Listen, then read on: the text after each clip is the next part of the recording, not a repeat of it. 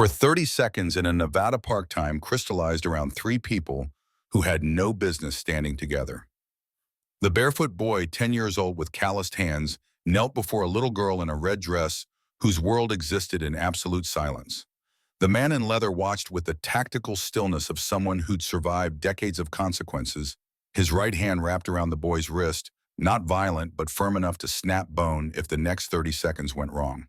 The afternoon sun caught the angle just right, illuminating something deep in the girl's ear canal that 17 medical specialists with their expensive equipment and impressive credentials had somehow missed.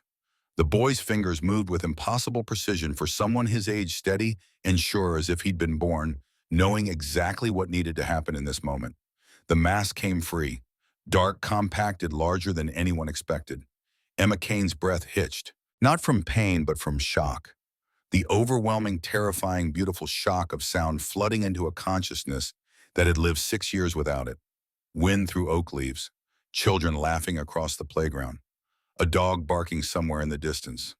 Her father's sharp exhale, tension and disbelief mixing in a sound she'd never heard before, but recognized in her bones. Her lips trembled as she looked up at the man who'd raised her in silence.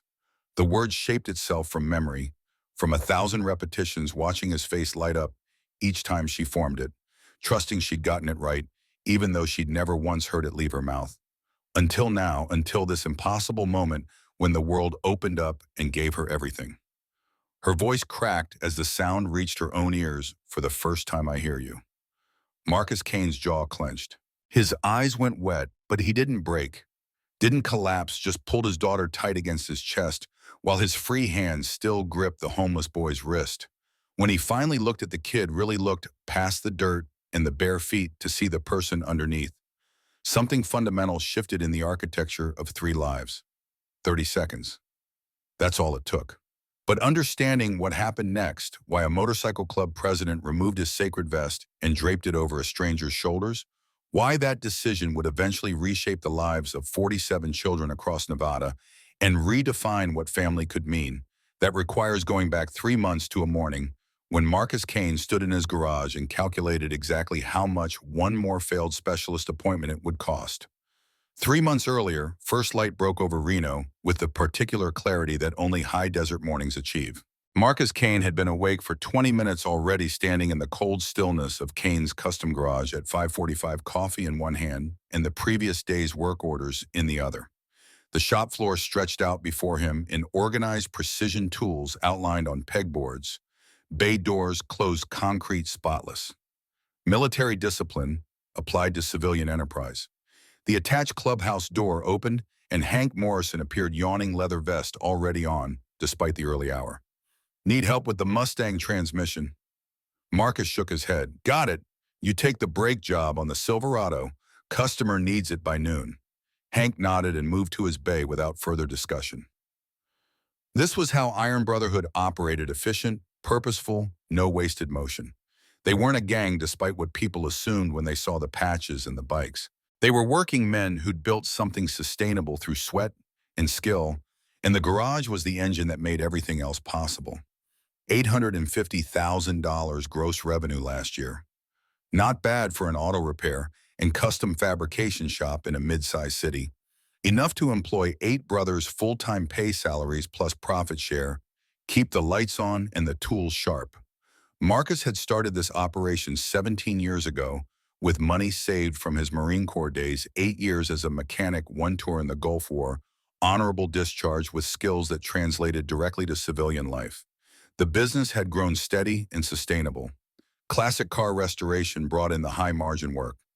Custom motorcycle fabrication kept the reputation strong. Everyday repairs, brake jobs, oil changes, transmission swaps paid the daily bills. This was the American model: build something useful, do it better than the competition, earn respect through competence. Marcus set his coffee down and pulled the cover off a 1967 Ford Mustang in Bay 3. The transmission needed a full rebuild, which meant 2 days of careful disassembly, parts ordering, and reassembly with fresh synchros and bearings. The customer was paying $3,000 for the bomb, good money but earned money. No shortcuts, no half measures. He was elbow deep in transmission fluid when Emma appeared in the garage doorway at 7:15, still in her pajamas, stuffed rabbit tucked under one arm. Her hair stuck up in the back where she'd slept on. It funny. She couldn't hear the clang of tools or Hank's country music radio, but she'd learned to feel the vibrations through the floor, to sense when people were moving around her. She signed good morning with small hands still clumsy from sleep. Marcus wiped his hands on a rag and crossed to her, kneeling so they were eye level. He signed back, then spoke aloud even though she couldn't hear him, and hoped the stubborn belief that maybe today would be different. Hungry, she nodded, reading his lips, and he carried her through the connecting door into the clubhouse kitchen. The space was utilitarian, commercial appliances, long table that seated 20 walls decorated with motorcycle photographs and Iron Brotherhood patches from chapters across the country. Marcus set Emma on the counter and started making breakfast with the efficiency of someone who'd cooked for Marine Corps squads. Eggs, bacon, toast. Simple fuel. He put the plate in front of her and watched as she ate, her head tilting slightly to the right every 30 seconds.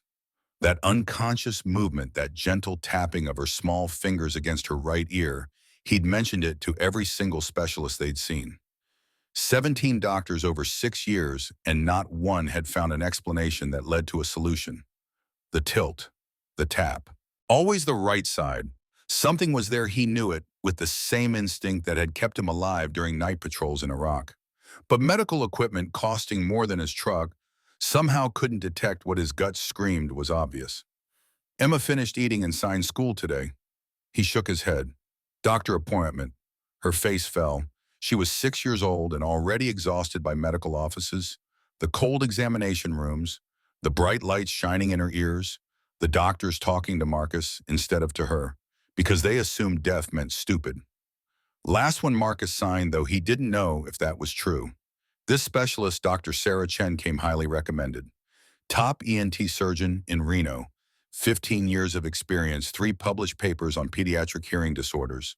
The appointment had taken 4 months to schedule and would cost $800 after insurance. $800 to be told once again that they just didn't know. But quitting wasn't in Marcus Kane's vocabulary. You kept pushing until you found the solution or you adapted to reality. Those were the only 2 options that mattered.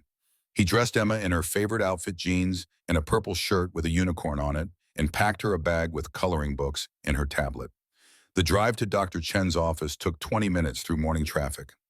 Emma sat in the back seat watching the world pass by in its silent film version, occasionally pointing at things that caught her eye. A motorcycle she loved. Motorcycles loved sitting on Marcus's Harley in the garage, even though the engine terrified her when other people started their bikes. She'd place her hands on the tank and feel the vibrations, her face lit up with joy at this tangible proof that things existed even when she couldn't hear them. Dr. Chen's office occupied the 2nd floor of a medical complex on South Virginia Street. The waiting room tried too hard to be cheerful, bright colors, children's toys, a fish tank that Emma immediately gravitated toward. Marcus checked in with the receptionist and sat in a chair designed for people smaller than him, his leather vest drawing looks from other parents who clutched their children a little tighter. He was used to that reaction. Had been dealing with it since he first patched into Iron Brotherhood at age 25. People saw the vest, the tattoos, the scarred knuckles, and made assumptions about violence and criminality. What they missed was the discipline, the code, the fact that most brothers were military veterans who'd come home to a country that didn't know what to do with men trained for war but expected to function in peace. Iron Brotherhood had given Marcus structure when civilian life felt too soft, too aimless. Had given him brothers when his blood family had written him off for choices they didn't understand. And now, 17 years later, it had given him the means to build something that mattered: a business, a reputation, a life for his daughter. Emma tugged his sleeve. Her fingers moved rapidly. Fish. Blue one. Pretty. He nodded, watching her watch the aquarium, grateful that at least her world had color and movement, even if it lacked sound. But that gratitude was edged with fury at the unfairness of it, at the fact that his tough, smart, beautiful daughter had to navigate life with one sense shut off while doctors shrugged and recommended adaptation strategies. Emma Kane, Dr. Chen's assistant, called from the doorway. The examination room was identical to 17 others they'd been in: padded, table-rolling stool walls covered in anatomical diagrams of ears and throats. Dr. Chen entered 5 minutes later, a woman in her 40s with steady hands and eyes that actually looked at Emma instead of through her.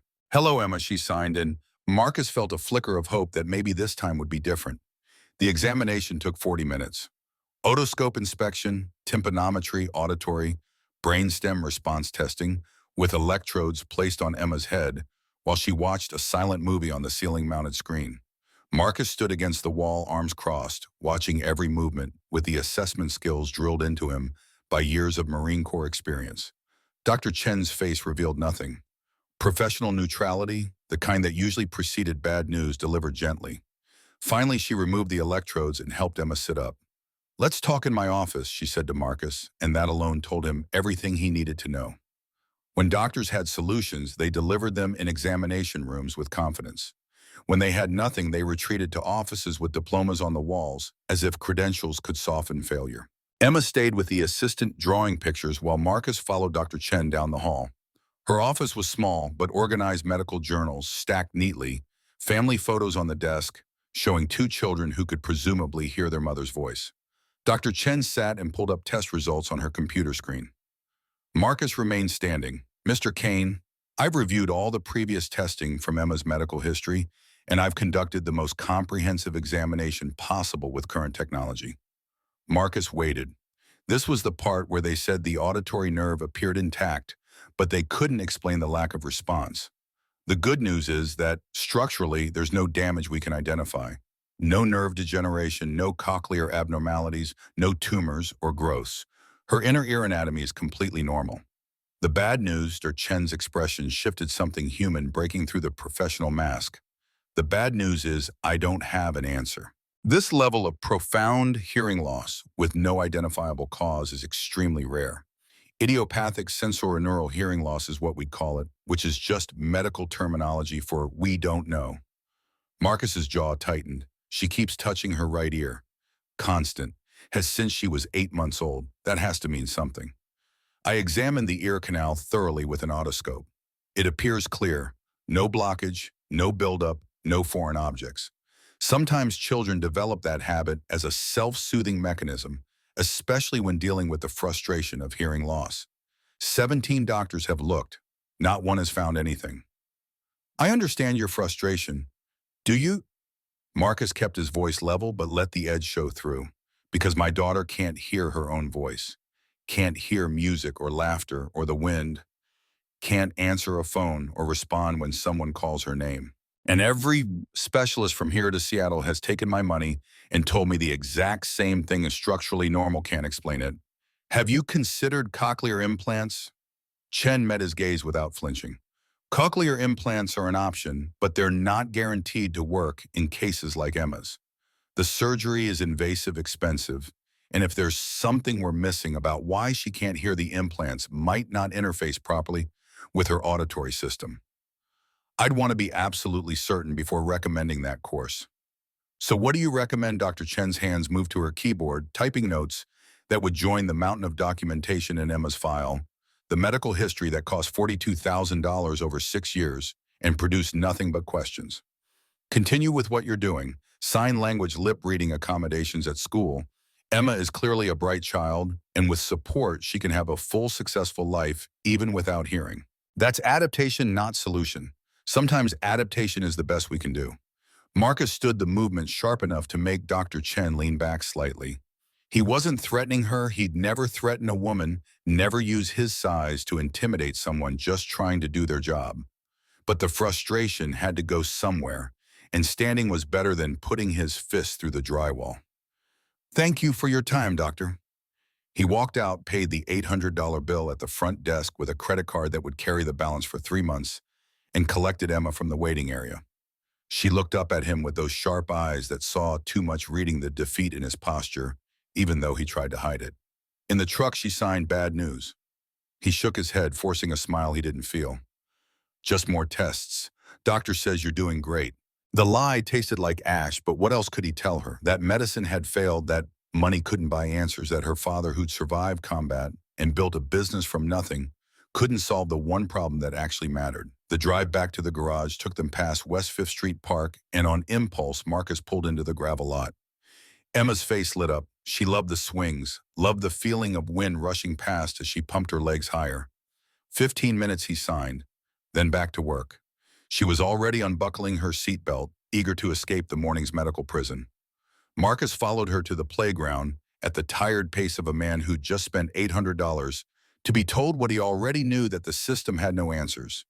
That adaptation was the best they offered, that his daughter would navigate the world in silence, while doctors shrugged behind their credentials. Emma ran toward the swings in that particular way children moved when joy momentarily eclipsed everything else. Marcus pushed her gently, watching her smile, trying to find peace in this small moment of happiness that required no sound, no hearing, just the physical sensation of flight. 20 feet away, sitting motionless on a worn wooden bench, a barefoot 10-year-old boy watched them with eyes that had learned to see what everyone else missed. But Marcus didn't notice him yet. That awareness would come later, during a moment when desperation met observation, and 30 seconds changed the trajectory of 3 lives.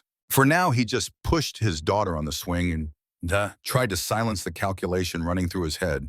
How many more specialist appointments could he afford before he had to accept that medicine had nothing left to offer? 3 miles across Reno, in a narrow alley behind Rita's Diner on 4th Street, Dylan Rivers woke to the sound of garbage trucks making their Tuesday morning rounds.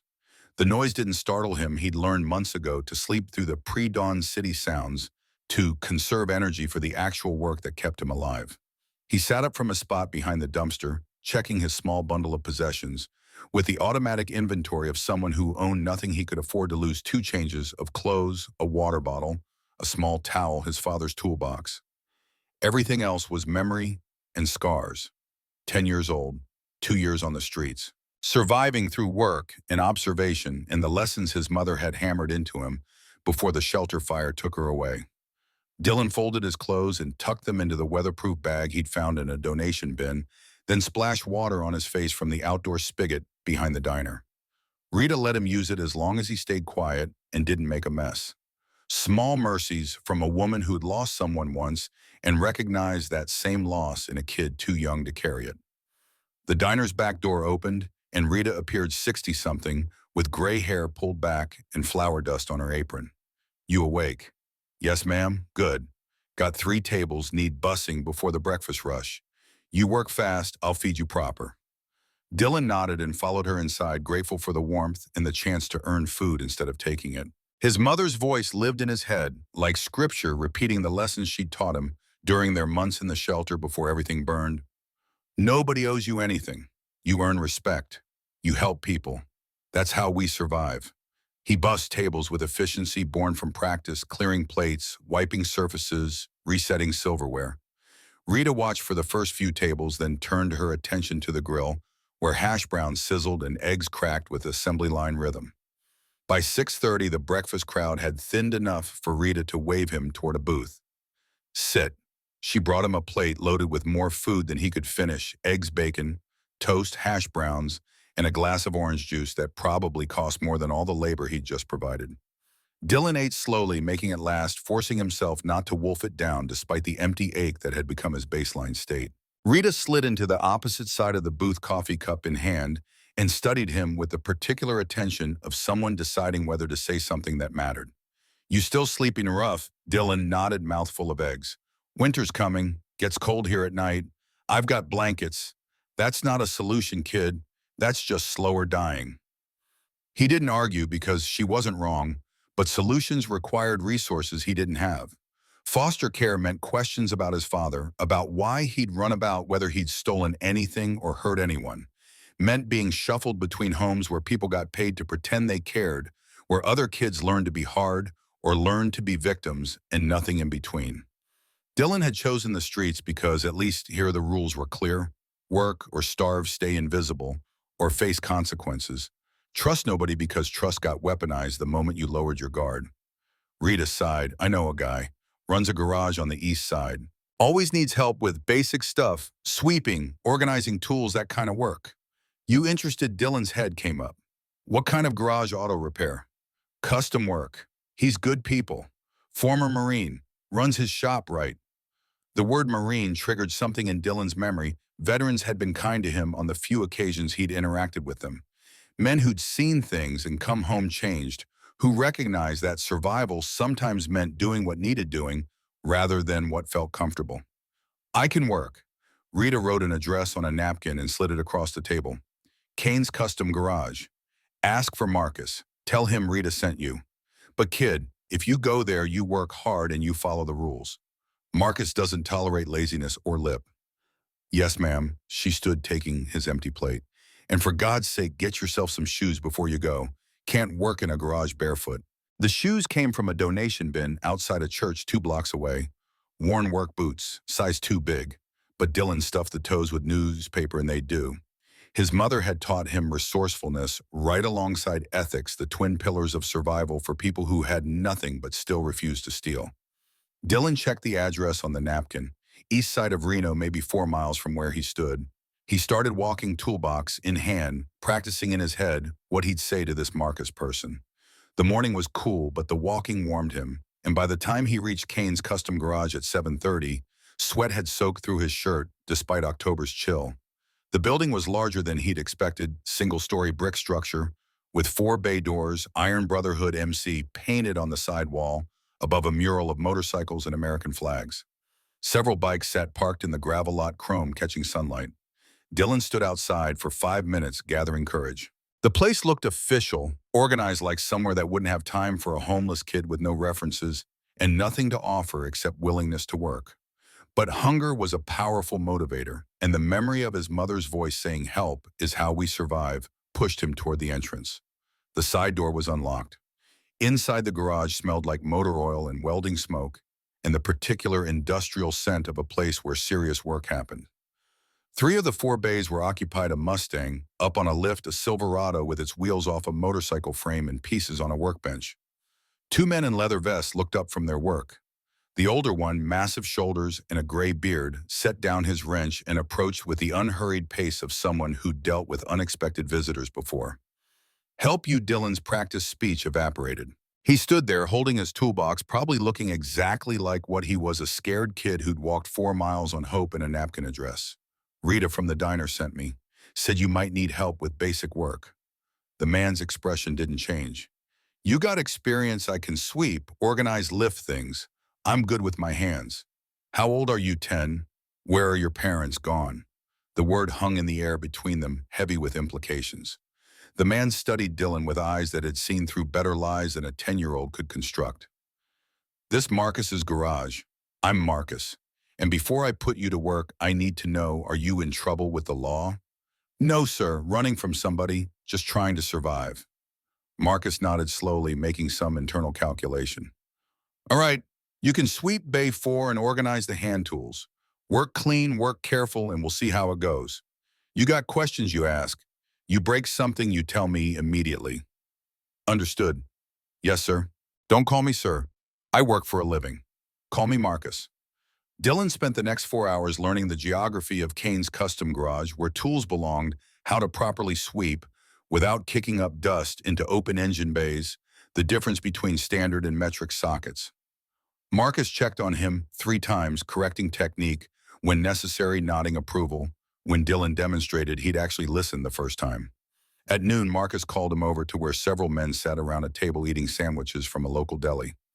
"You eat yet today?" "Had breakfast at Rita's." Marcus tossed him a wrap sandwich. "Eat anyway. Growing kid needs fuel." Dylan caught the sandwich, surprised by the casual generosity. The men around the table had gone quiet, watching this interaction with interest. "Kid's got good hands," one of them said. "Saw him organizing those sockets. Actually put them back in order." "That's the bare minimum," Marcus replied. "We'll see if he can sustain it." Dylan ate the sandwich, standing up, not wanting to presume he belonged at the table. When he finished, Marcus handed him a bottle of water. "You've got 2 more hours before I need to close up. You want to keep working? You can. But I'm not running a charity. I'll pay you for today, $20 cash. You earn it by finishing that tool organization and helping Hank clean the Silverado Bay." "Yes, sir." "I mean Marcus." The afternoon work was harder, scrubbing grease off concrete, hauling away cardboard boxes, climbing a ladder to dust off the high shelves.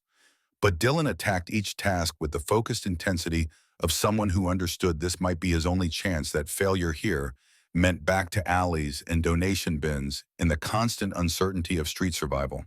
By 4 o'clock, his shirt was soaked through again, and his arms ached from work. His 10-year-old body wasn't quite built for yet. But every surface in Bay 4 gleamed. Every tool had found its proper home, and Marcus's inspection revealed nothing to criticize. Marcus pulled a 20 from his wallet. You did good work today. You want to come back tomorrow? Go. 6 in the morning. If you're late, I assume you're not coming. I'll be here. Dylan walked out of Kane's custom garage with $20 in his pocket, more cash than he'd held in 2 years, and the beginning of something that felt dangerous because it felt like hope. His mother had taught him to work for what he needed, but she'd also warned him that trusting people led to disappointment. Still, as he walked back toward the alley behind Rita's diner, Dylan let himself imagine that maybe this garage could become something regular. That maybe Marcus was the kind of man who kept his word. He didn't know yet that 3 miles away, Marcus was sitting in a park pushing his deaf daughter on a swing, calculating how many more specialist appointments he could afford. Didn't know that in 3 months, their paths would intersect in a moment of impossible clarity. Didn't know that the next 2 years would forge him into someone who could see what trained doctors missed, who could solve in 30 seconds what medicine couldn't fix in 6 years. For now, he just had $20 sore arms and the promise of work tomorrow if he showed up on time. It was enough. Dylan showed up at 5:45 the next morning, 15 minutes early, and found Marcus already in the garage with coffee and work orders. The pattern established itself over the following weeks. Dylan arrived before 6, worked 3 hours, then disappeared to wherever he spent his days. He never asked for money directly, never complained about the work, never offered explanations for his circumstances beyond the minimum necessary. Marcus didn't push. He'd learned in the Marine Corps that some men carried stories too heavy to share, and pushing just made them shut down harder. Instead, he observed. The kid's hands told the real story, calloused palms from work that predated the garage burns on his fingers that came from learning to cook over questionable heat sources, scars on his knuckles from fights or falls, or the thousand small violences of street life. But Dylan's competence told a different story. He learned fast, retained information, approached tasks with methodical precision, unusual for someone his age. Within a month, he'd graduated from basic cleaning to actual mechanical assistance, holding flashlights, fetching specific tools, learning the names of engine components. Forge took particular interest, which surprised Marcus. The older man had been with Iron Brotherhood since before Marcus patched in a Vietnam Marine who'd seen things that still woke him up some nights despite decades of distance. Forge didn't warm to people, easily didn't waste time on those who couldn't pull their weight. But he watched Dylan with something like recognition. One morning in late November, cold enough that everyone's breath fogged in the unheated garage, Forge called Dylan over to where he was rebuilding a carburetor. You know what this is, carburetor? Mixes air and fuel for the engine. Good. You know how it works. Not really. Forge spent the next hour explaining jets and floats and vacuum systems, the delicate calibration required to make an engine run smooth. Dylan asked smart questions, the kind that showed he was actually processing the information rather than just absorbing it passively. When Forge finished, he looked at Dylan with an expression Marcus had learned to read from years of brotherhood. Kid's got mechanical aptitude, Forge said later, when Dylan had gone to sweep another bay. Natural understanding of how things fit together. Rare at his age. Marcus nodded.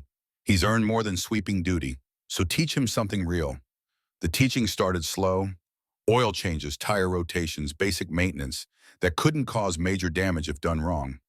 Dylan absorbed everything with the desperate intensity of someone who understood that skills meant survival, that competence was currency in a world that didn't reward good intentions or sympathetic backstories. By December, Dylan could change oil faster than some of the brothers. By January, he was helping with brake jobs. By February, Forge trusted him to remove and reinstall spark plugs without supervision. And then one morning in early March, when winter was finally loosening its grip on Nevada, Dylan didn't show up. 5:45 came and went. 6 o'clock, 6:15. Marcus finished his coffee and started work on a transmission rebuild, telling himself the kid had finally moved on or got picked up by social services or found something better. He'd always known Dylan's presence was temporary, that boys who lived on the streets eventually either got caught by the system or disappeared into the harder edges of survival. But it bothered him more than he wanted to admit. 5 months of reliable work, and Dylan had earned something Marcus didn't give lightly: expectation. The expectation that he'd show up, do the job, be someone Marcus could count on. At 6:30, the side door opened, and Dylan stumbled in, face pale, moving like every step hurt. Marcus set down his wrench. You're late. I know. I'm sorry. What happened? Dylan's hesitation lasted 3 seconds, long enough for Marcus to note the way he held his left side, the careful breathing that suggested bruised ribs, the scrape along his jaw that had scabbed over but still looked fresh. Ran into some guys last night. They wanted my toolbox. Marcus kept his voice level. You give it to them? No. The answer hung between them, weighted with implications. Dylan hadn't given up the toolbox, which meant he'd fought for it, which meant the other guys had hurt him before they either succeeded or gave up or got interrupted. Marcus walked over and examined Dylan's face in better light. The scrape wasn't deep, but the bruising underneath suggested impact. His left eye had started to purple. Sit, I can work. Sit down. Dylan sat on the metal stool near the parts washer, wincing as his ribs protested. Marcus called Stitch over, David Park, former Army medic, the brother who handled medical situations that didn't require hospitals or police reports. Stitch examined Dylan with professional detachment, checking his ribs, his eye, his range of motion. Nothing broken. Ribs are bruised, not cracked. Eye will heal in a week. Kid's lucky, or trained, maybe both. Lucky, Dylan said quietly. Stitch pulled a bottle of ibuprofen from his medical kit and handed it over. Take 2 now, 2 more in 4 hours. Ice the ribs when you can, and next time someone wants your toolbox, let them have it. Tools can be replaced. You can't. After Stitch left, Marcus sat on another stool studying the kid who'd walked 4 miles on bruised ribs rather than miss work. Those tools belong to my dad, Dylan said. Only thing he left me that was worth keeping. Where's your dad now? Dylan's expression closed down the defensive shield Marcus had seen on young Marines who'd grown up hard. Gone. Like everyone else. The words carried enough finality that Marcus didn't push. He stood and pulled a different toolbox from the storage shelf, a well-maintained craftsman set full of quality tools that had belonged to Marcus's father. This was my old man's. He handed it to Dylan. I've got my own set now. You keep this one. And if someone tries to take it, you let them. Understand, Dylan looked at the toolbox like Marcus had just handed him a fortune. I can't. You can. You've earned it with 5 months of showing up early and working hard. But you need to understand something. I'm not giving this to you out of pity. I'm giving it to you because you've demonstrated you'll take care of it and use it properly. That's how respect works. You earn it through action. Dylan's eyes had gone wet, but no tears fell. He nodded, not trusting his voice.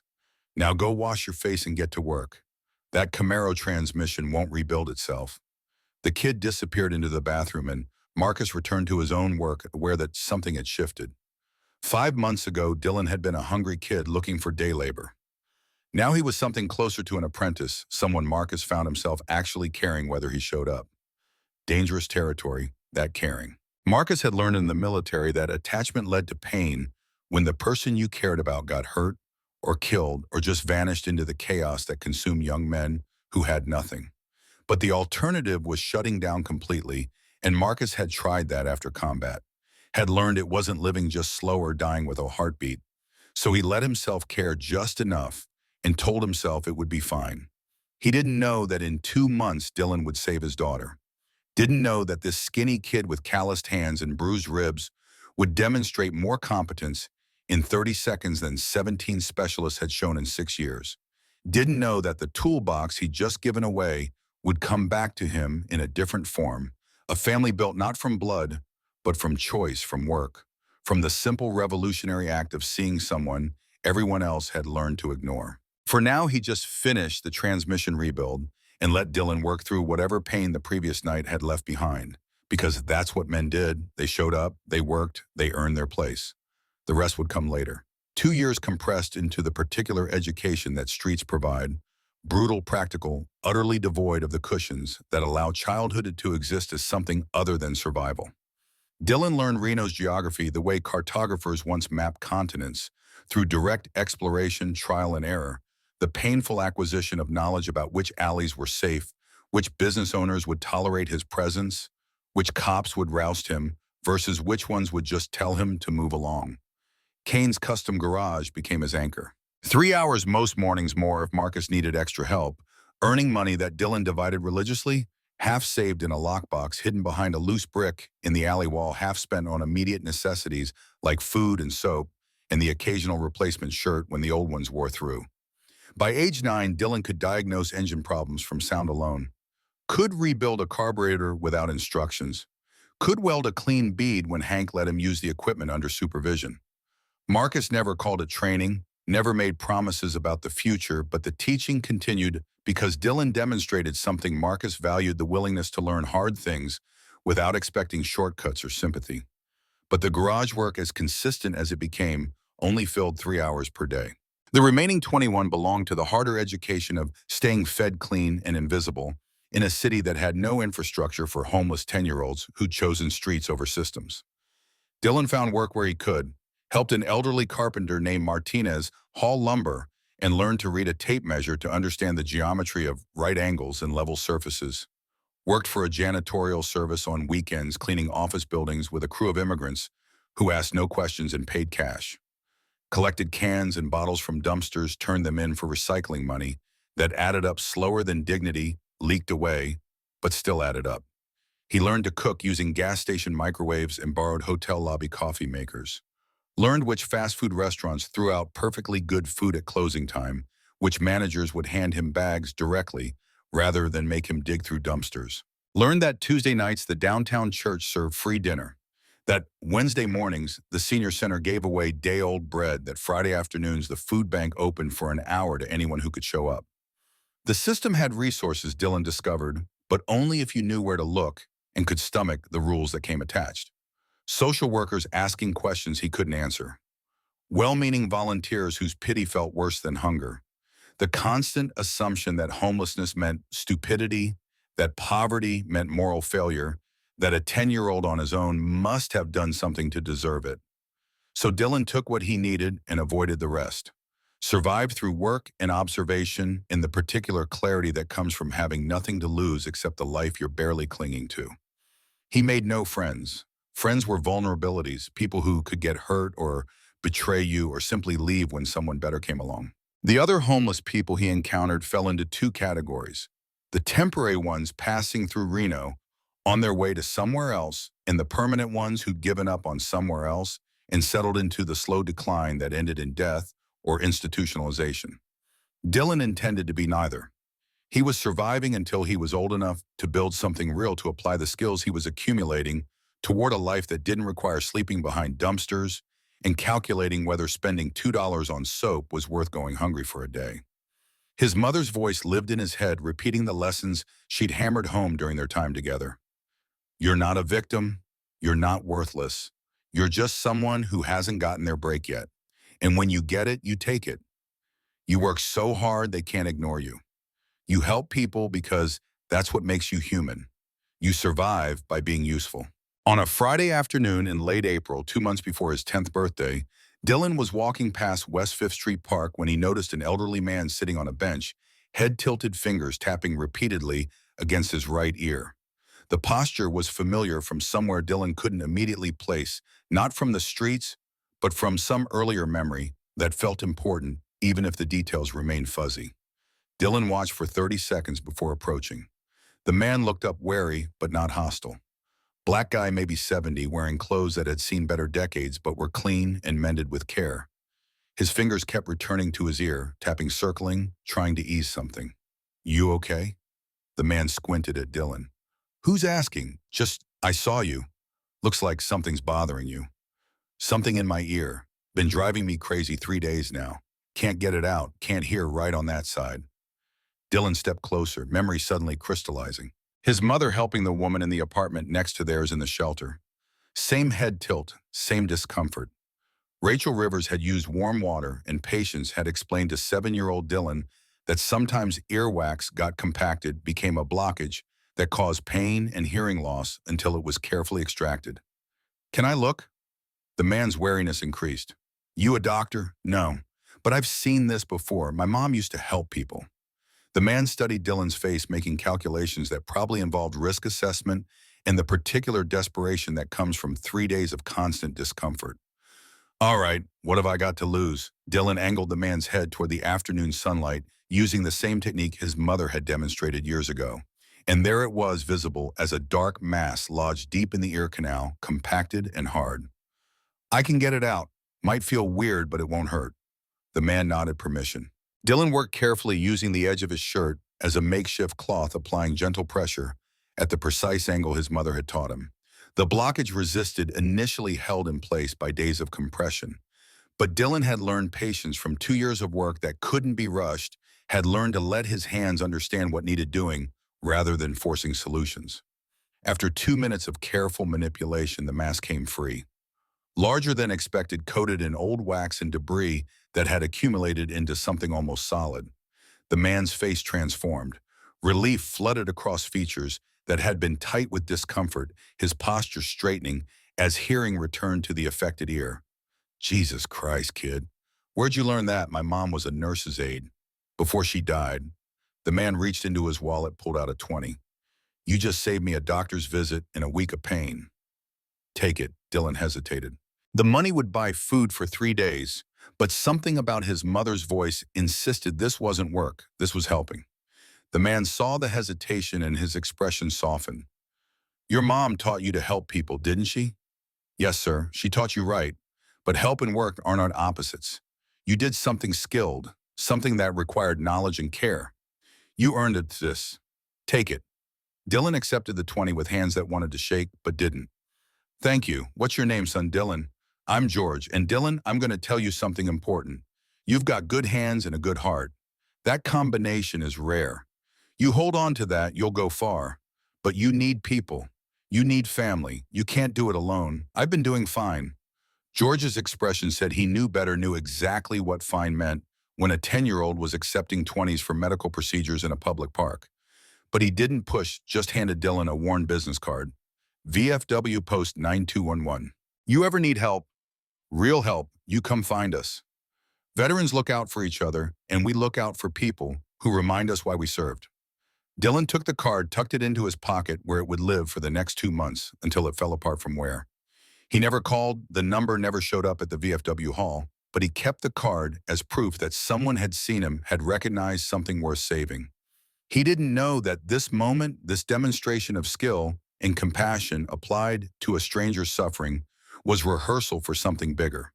That in 2 months, his ability to see what others missed would give a little girl her hearing back. That helping people wasn't just survival strategy, but the foundation of something like purpose. For now, he just had $20, the lingering memory of his mother's hands teaching him to care, and the beginning awareness that maybe George was right about needing people. But Dylan had tried that, had trusted his father who'd abandoned him, had relied on a system that saw children as problems to process, had learned that people left or died or simply stopped caring when you became inconvenient. So he kept surviving alone, building skills, staying invisible. The universe was preparing him for something, but Dylan Rivers, 2 months from his 10th birthday, had no way of knowing that the next time he helped someone with an ear problem, the grateful father would give him more than $20.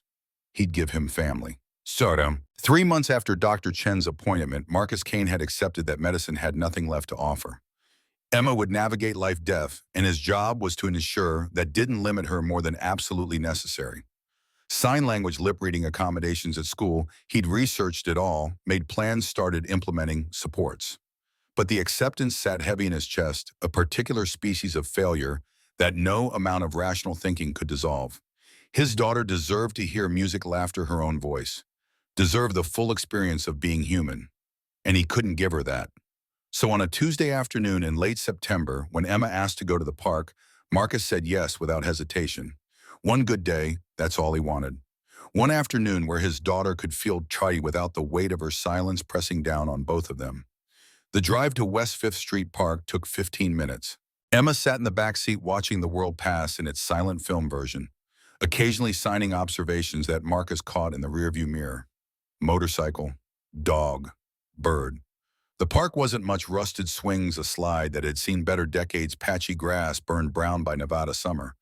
But it was quiet, uncrowded on a Tuesday afternoon, exactly what Marcus needed. Emma ran toward the swings before he'd even killed the engine, her red dress bright against the faded landscape. Marcus followed at his usual pace, heavy boots on gravel mine, already calculating the coming evening's work schedule, the bills that needed paying, the constant logistics of running a business while raising a daughter alone. He pushed Emma on the swing, watching her smile, trying to find peace in this moment of simple happiness. This was enough, he told himself. This was what mattered, not her ability to hear, but her capacity for joy. 20 feet away, sitting motionless on a worn wooden bench, Dylan Rivers watched them with the particular attention of someone who'd learned that observation kept you alive. He'd been there for an hour, his usual afternoon spot when he needed somewhere to rest between morning work and evening survival. The girl walked past him toward the swings. Dylan noticed immediately the way her head tilted slightly to the right, the unconscious movement of her hand reaching up to tap at her ear. The exact angle of discomfort he'd seen before on George's face 2 months ago. Dylan sat up straighter. The girl climbed onto the swing, her father pushing her gently from behind. She smiled, but every 30 seconds her hand drifted back to her right ear. That tapping, that gentle pressure applied with small fingers, trying to ease something nobody else seemed to notice. Then the sunlight shifted, catching the girl's face at precisely the right angle as she turned her head. Dylan leaned forward, years of street-trained observation focusing on that one detail. There, deep inside her ear canal, barely visible but unmistakable to someone who knew what to look for, a dark mass compacted, lodged firmly. The kind of blockage that wouldn't come out on its own. The kind that could cause pressure, discomfort, and if positioned just right against the eardrum, complete hearing loss. Dylan's breath caught. He knew exactly what that was. He'd seen it before. He'd removed one before. And suddenly, with the clarity of lightning hitting sand and turning it to glass, he understood. This little girl wasn't just uncomfortable. She was deaf because of that blockage. And nobody, not her father, not doctors, not anyone had seen it. Dylan's heart started hammering. He could help her. He knew he could, 30 seconds, maybe less. One careful extraction, and that girl could hear for the first time in who knows how long. But approaching her meant risk, meant breaking his carefully maintained invisibility, meant facing the father big man, intimidating leather vest marking him as Iron Brotherhood, the kind of man who wouldn't hesitate to protect his daughter from a strange barefoot kid with scraped knees and unwashed clothes. If Dylan approached her, the man might hurt him, might call the police, might assume the worst and act on that assumption with consequences Dylan couldn't afford. But if he didn't approach, that little girl would stay deaf forever. The choice crystallized in the space between heartbeats. Dylan's body was moving before his mind could construct the 100 reasons why this was dangerous, foolish, likely to end badly. He stood. The girl had stepped off the swing, wandering toward the slide, her hand still drifting to her ear every few seconds. 15 feet separated Dylan from her now, and he closed the distance with the jerky momentum of fear or competing with necessity. The girl turned slightly, noticing him approaching. She tilted her head, curious, not afraid, and Dylan realized she couldn't hear his footsteps, couldn't hear the urgency in his breathing. She just saw another kid, barefoot and too thin, moving toward her with an expression she couldn't quite read. The father saw too. Marcus Kane's reaction was immediate and primal. His body shifted between Dylan and Emma before conscious thought even registered, his hand coming up, palm out, a barrier of flesh and authority that carried decades of military training and motorcycle club enforcement. The single word cut through the afternoon air with the precision of violence held barely in check. "Hey." Dylan stopped immediately, hands raised slightly, showing he meant no harm. But he didn't back away. His eyes stayed locked on Emma, specifically on her right ear, and the urgency in his face was unmistakable. The next 30 seconds would either end with a homeless boy getting hurt or with a miracle nobody saw coming. Dylan's voice came out higher than he wanted, cracked with nervousness, but steady with conviction. I'm sorry. But please." Marcus's tone left no room for negotiation. "Back up, kid." But Dylan shook his head, the movement quick and desperate. "Please. Something's in her ear. I can see it. I think I can help." Marcus's jaw tightened. This was Reno. Homeless kids approach people constantly with stories, angles, reasons why you should give them trust they hadn't earned. He'd heard them all had developed the thick skin necessary to say no without guilt. But this kid wasn't asking for money, wasn't even looking at Marcus. His entire focus was on Emma, and the expression on his face was one Marcus recognized because he'd seen it in the mirror for 6 years, desperation to help someone who was suffering. Marcus's hand shot out and grabbed Dylan's wrist, not violently, but firm enough to communicate that any sudden movement would be met with overwhelming force. The grip carried a warning and a restraint all at once. "You've got 30 seconds to explain yourself." Dylan looked up at him, those sharp eyes that had seen too much meeting Marcus's without flinching. "There's something stuck in her ear." a blockage deep in the canal. I can see it from here when the light hits right. It's been there a long time. That's why she keeps touching it. That's why she tilts her head. I've helped with this before. I know what to do. Please just let me try. Marcus stared at him, every instinct screaming that this was a con, a setup, some angle he hadn't figured out yet. But the kid's hands were calloused from work. His stance was defensive, but not deceptive, and something in his voice carried the weight of genuine knowledge rather than improvised bullshit. Marcus made his decision in the space between heartbeats. He didn't release Dylan's wrist, not yet, but he stepped aside just enough to give the boy a narrow path to his daughter. Show me. Dylan moved slowly, deliberately, every motion telegraphed and careful. Emma watched him with curious eyes, her head tilted in that familiar way, completely unaware that the next 30 seconds would change everything. I need to look in her ear. I won't hurt her. I promise. Marcus's grip tightened for a final warning, then loosened slightly, not a release, just enough slack for Dylan to move. The kid knelt down, bringing himself to Emma's eye level. He smiled at her, trying to look reassuring despite his nervousness. Emma smiled back, innocent and trusting. Dylan whispered, though he somehow seemed to know she couldn't hear him. This might feel weird, but I'm going to help you, okay? He leaned closer, his right hand coming up with fingers extended, approaching Emma's right ear with surgical precision. Marcus stood over them both, his body coiled tight, ready to yank the boy away at the first indication of harm. Dylan tilted Emma's head just slightly, angling it to catch the afternoon sunlight. And there it was, the dark mass visible now that he was close enough, hardened wax and debris, compacted over years, lodged deep against her eardrum, like a cork in a bottle. Dylan's index finger and thumb moved into position, slow and careful. His touch was feather-light as he made contact with the obstruction. Emma's eyes widened slightly at the foreign sensation, but she didn't pull away. Marcus's breathing stopped entirely. His grip on Dylan's wrist tightened again, knuckles white, every muscle in his body prepared to protect his daughter. Dylan began to pull. Not roughly, not quickly, just steady, gentle pressure, easing the mass free from where it had been wedged for 6 years. Seconds stretched into eternity. The obstruction resisted, at first held in place by years of compression. Dylan adjusted his angle slightly, his young face a mask of concentration, and then it moved. The thick, compacted mass began to slide free millimeter by millimeter, drawn out by hands that understood exactly what needed doing. It was larger than Marcus expected, darker, coated in old wax that had accumulated into something almost solid. Dylan held it in his fingers for just a moment, proof evidence, the answer to 6 years of specialists who'd looked and somehow missed this. Then it fell away into his palm. Silence. A beat of absolute nothing. Emma stood completely still, her eyes unfocused, expression frozen somewhere between confusion and fear. Something had changed, something fundamental, something she couldn't yet name. And then her breath hitched, a sharp, sudden intake of air that had nothing to do with breathing and everything to do with shock. Her eyes widened, pupils dilating, her entire body going rigid with the overwhelming sensation of sound flooding into consciousness for the first time in her life. Wind through oak leaves, children laughing on the far side of the playground, a dog barking somewhere in the distance, sharp and clear and real. Marcus exhaling sharply, a sound of tension and disbelief and desperate hope all mixed together. And Emma heard it all.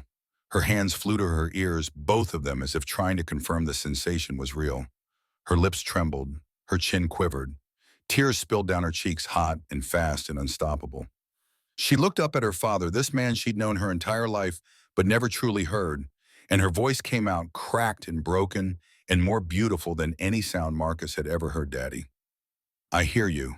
Marcus Kane's jaw clenched so hard something popped in his skull. His eyes went wet, but he didn't break, didn't collapse into the emotional display that wanted to pour out of him. He released Dylan's wrist, forgot he was even holding it, and dropped into a crouch in front of Emma. His hands reached for her face, needing to see her eyes, needing to confirm this was real and not some cruel hallucination brought on by 6 years of desperate hoping. Emma's hands were still pressed against her ears, fingers trembling, her entire body vibrating with the magnitude of everything suddenly flooding in. Every rustle, every breath, every footstep on gravel in the parking lot. "Daddy," she said again, and this time she heard herself say it, her own voice.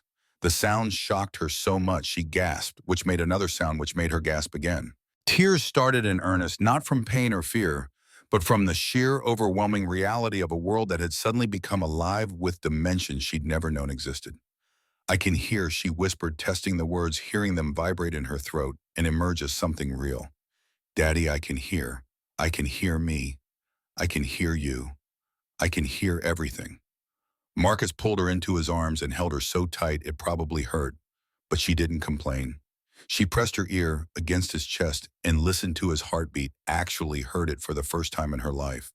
The leaves, she said, voice muffled against his leather jacket. Daddy, the leaves are making noise. And the wind. And that dog. That a dog, Marcus couldn't speak. His throat had closed completely around emotion too large for words. All he could do was nod and hold her and let the tears come, because this was the one moment in his life where controlled stoicism would have been its own kind of violence. After 30 seconds, he remembered Dylan. Marcus looked up, vision blurred, and found the boy standing a few feet away. Dylan had backed up after the extraction, giving them space, his bare feet shifting nervously on dusty ground. His face carried an expression Marcus had seen before on the faces of combat veterans, the look of someone who'd just done something impossible and couldn't quite process it themselves. 6 years, $42,000, 17 specialists with impressive degrees and expensive equipment and access to the latest medical technology, and a barefoot 10-year-old boy had done what none of them could. Marcus stood slowly, still holding Emma against his chest with one arm. He looked at Dylan, really looked at him, seeing not just a homeless kid, but someone who'd just fundamentally altered the course of his daughter's entire life.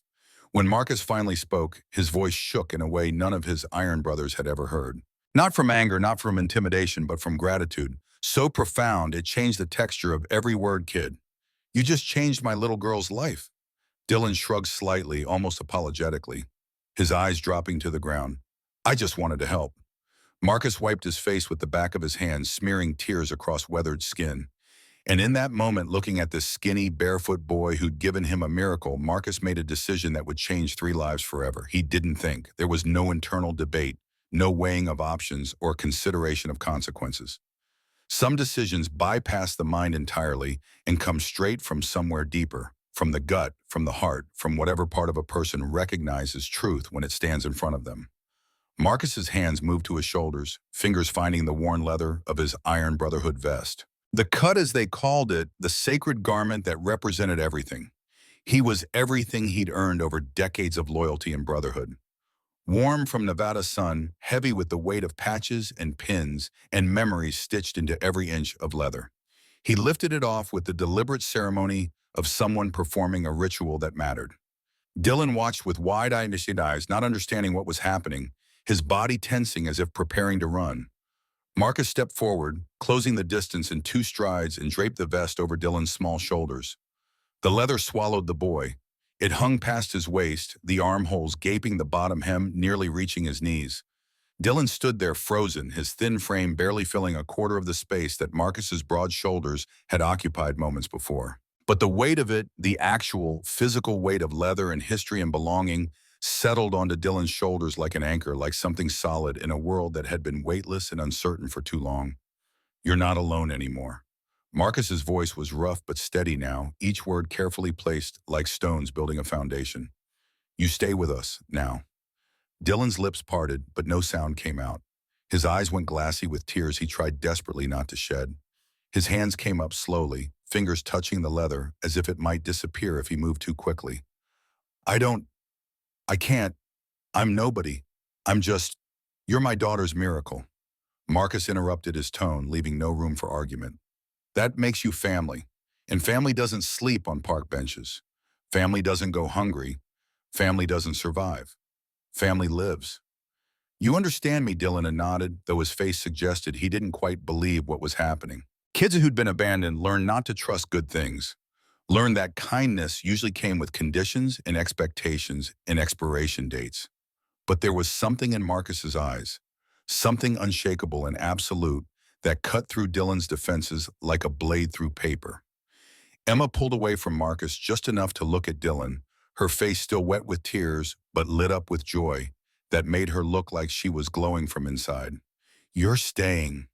Her voice was full of wonder and hope, testing this new ability to hear her own questions. Dylan looked down at her, then back at Marcus, then down at the vest, drowning his small frame. "I'm staying," he whispered, and saying it out loud made it feel real in a way nothing had felt real in 2 years. Marcus placed his hand on top of Dylan's head, the gesture somewhere between blessing and claim.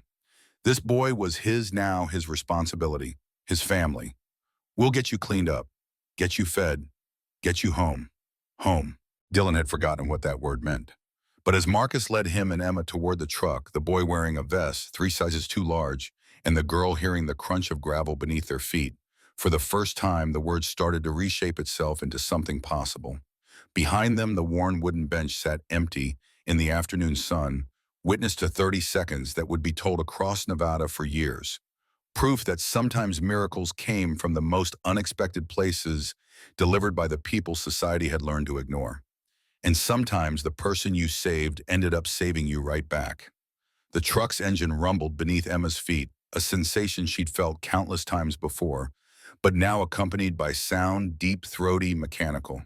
She pressed her palms against the seat, feeling vibrations she could finally name assign meaning to beyond just physical presence. Dylan sat in the passenger seat, Marcus's vest still draped over his shoulders like a ceremonial robe 3 sizes too large. His hands gripped the leather edges, knuckles white, as if holding on might keep this moment from evaporating into the same cruel disappointment that had defined the last 2 years. Marcus drove with the focused attention of someone processing decisions already made, calculating logistics, while his daughter's voice filled the cab with discoveries. That clicking sound, what is it? Turn signal, tells other drivers we're changing lanes. And that rumble underneath engine, burning fuel turning pistons, making power that moves the truck. Emma absorbed each answer with the hunger of someone who'd been starved for context, for the ability to connect sensation to source. Dylan stayed quiet, watching this interaction between father and daughter, seeing for the first time what family looked like when it functioned. Marcus caught Dylan's expression in the rearview mirror, guarded, uncertain, the defensive posture of someone waiting for the catch. "You worked at my garage before." 5 months mornings. Dylan's head came up. "Yes, sir. Don't call me sir. And you're good with your hands." "Forge mentioned you learned fast." The kid nodded, still waiting for the other shoe to drop. "Starting tomorrow, you work full-time, 6 in the morning until 6 at night with breaks for school. Once we get you enrolled, you'll learn the trade, proper mechanics, welding, fabrication. You'll earn a salary, not day labor, $15 an hour to start. Half goes into savings I'll help you set up. Half is yours to spend however you want. Deal?" Dylan's voice came out small. "You're hiring me, teaching you, big difference. But yeah, you'll get paid. Nobody works for free in my shop." The concept seemed to short-circuit something in Dylan's brain. The notion that help could come packaged as employment, that family and work could be the same transaction, rather than separate acts of charity and obligation. "Where will I sleep? Clubhouse has rooms. You'll get your own once we clear one out. Tonight you bunk with Jake, one of the prospects. But you keep it clean.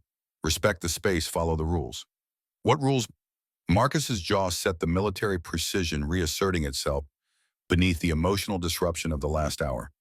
"We'll go over everything when we get there. But understand this upfront, Iron Brotherhood isn't a charity operation. We're working men who built something through discipline and skill. You want to be part of that, you pull your weight. You show up on time, you work hard, you learn what we teach. You slack off or cause problems, you're gone. Clear, clear. Good. Because I'm taking a risk bringing you in this fast.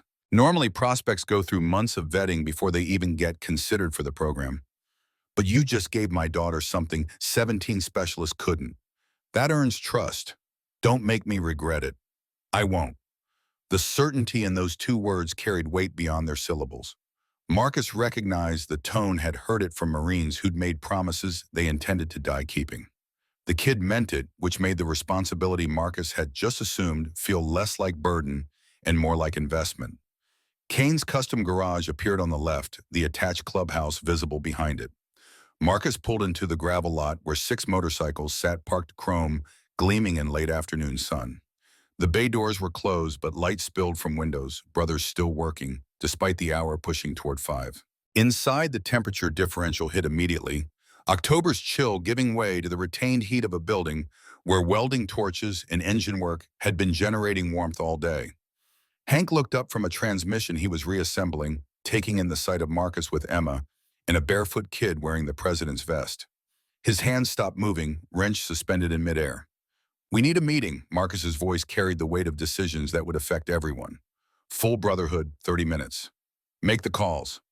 Hank nodded and reached for his phone without asking questions. That was the discipline that made Iron Brotherhood function trust.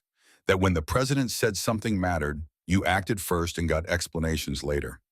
Marcus led Dylan and Emma through the connecting door into the clubhouse.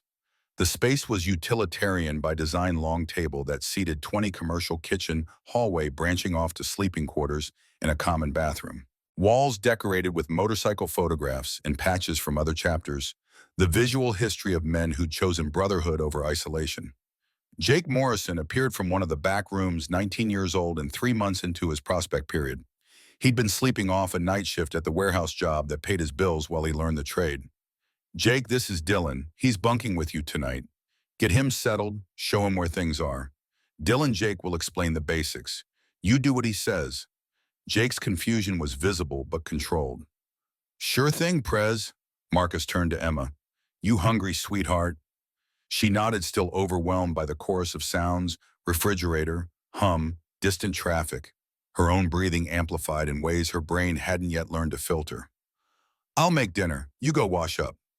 Emma disappeared toward the bathroom, leaving Marcus alone in the kitchen, where he'd cooked countless meals for brothers who'd become the only family that mattered. His hands moved through familiar motions, pulling ingredients from industrial refrigerator, heating pan, starting rice, while his mind processed the magnitude of what he'd just committed to. Taking in a homeless 10-year-old wasn't adoption in the legal sense, not yet, but it was adoption in every way that counted. Dylan would live here, eat here, learn here, become part of the fabric that held Iron Brotherhood together.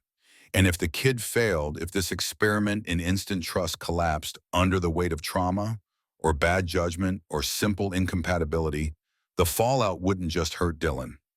It would hurt Emma, who'd already bonded with the bone who'd given her hearing. Would hurt the brotherhood who'd see their president making impulsive decisions based on emotion rather than strategy.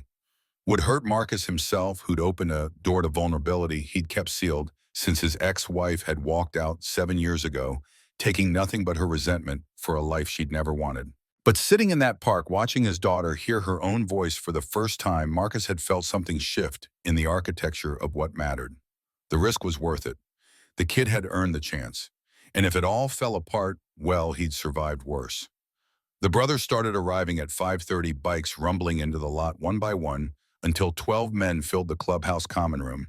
They took their usual seats around the long table, leather vests bearing patches that told individual stories, military service, years in the Brotherhood specialties, and achievements earned through action rather than awarded through time.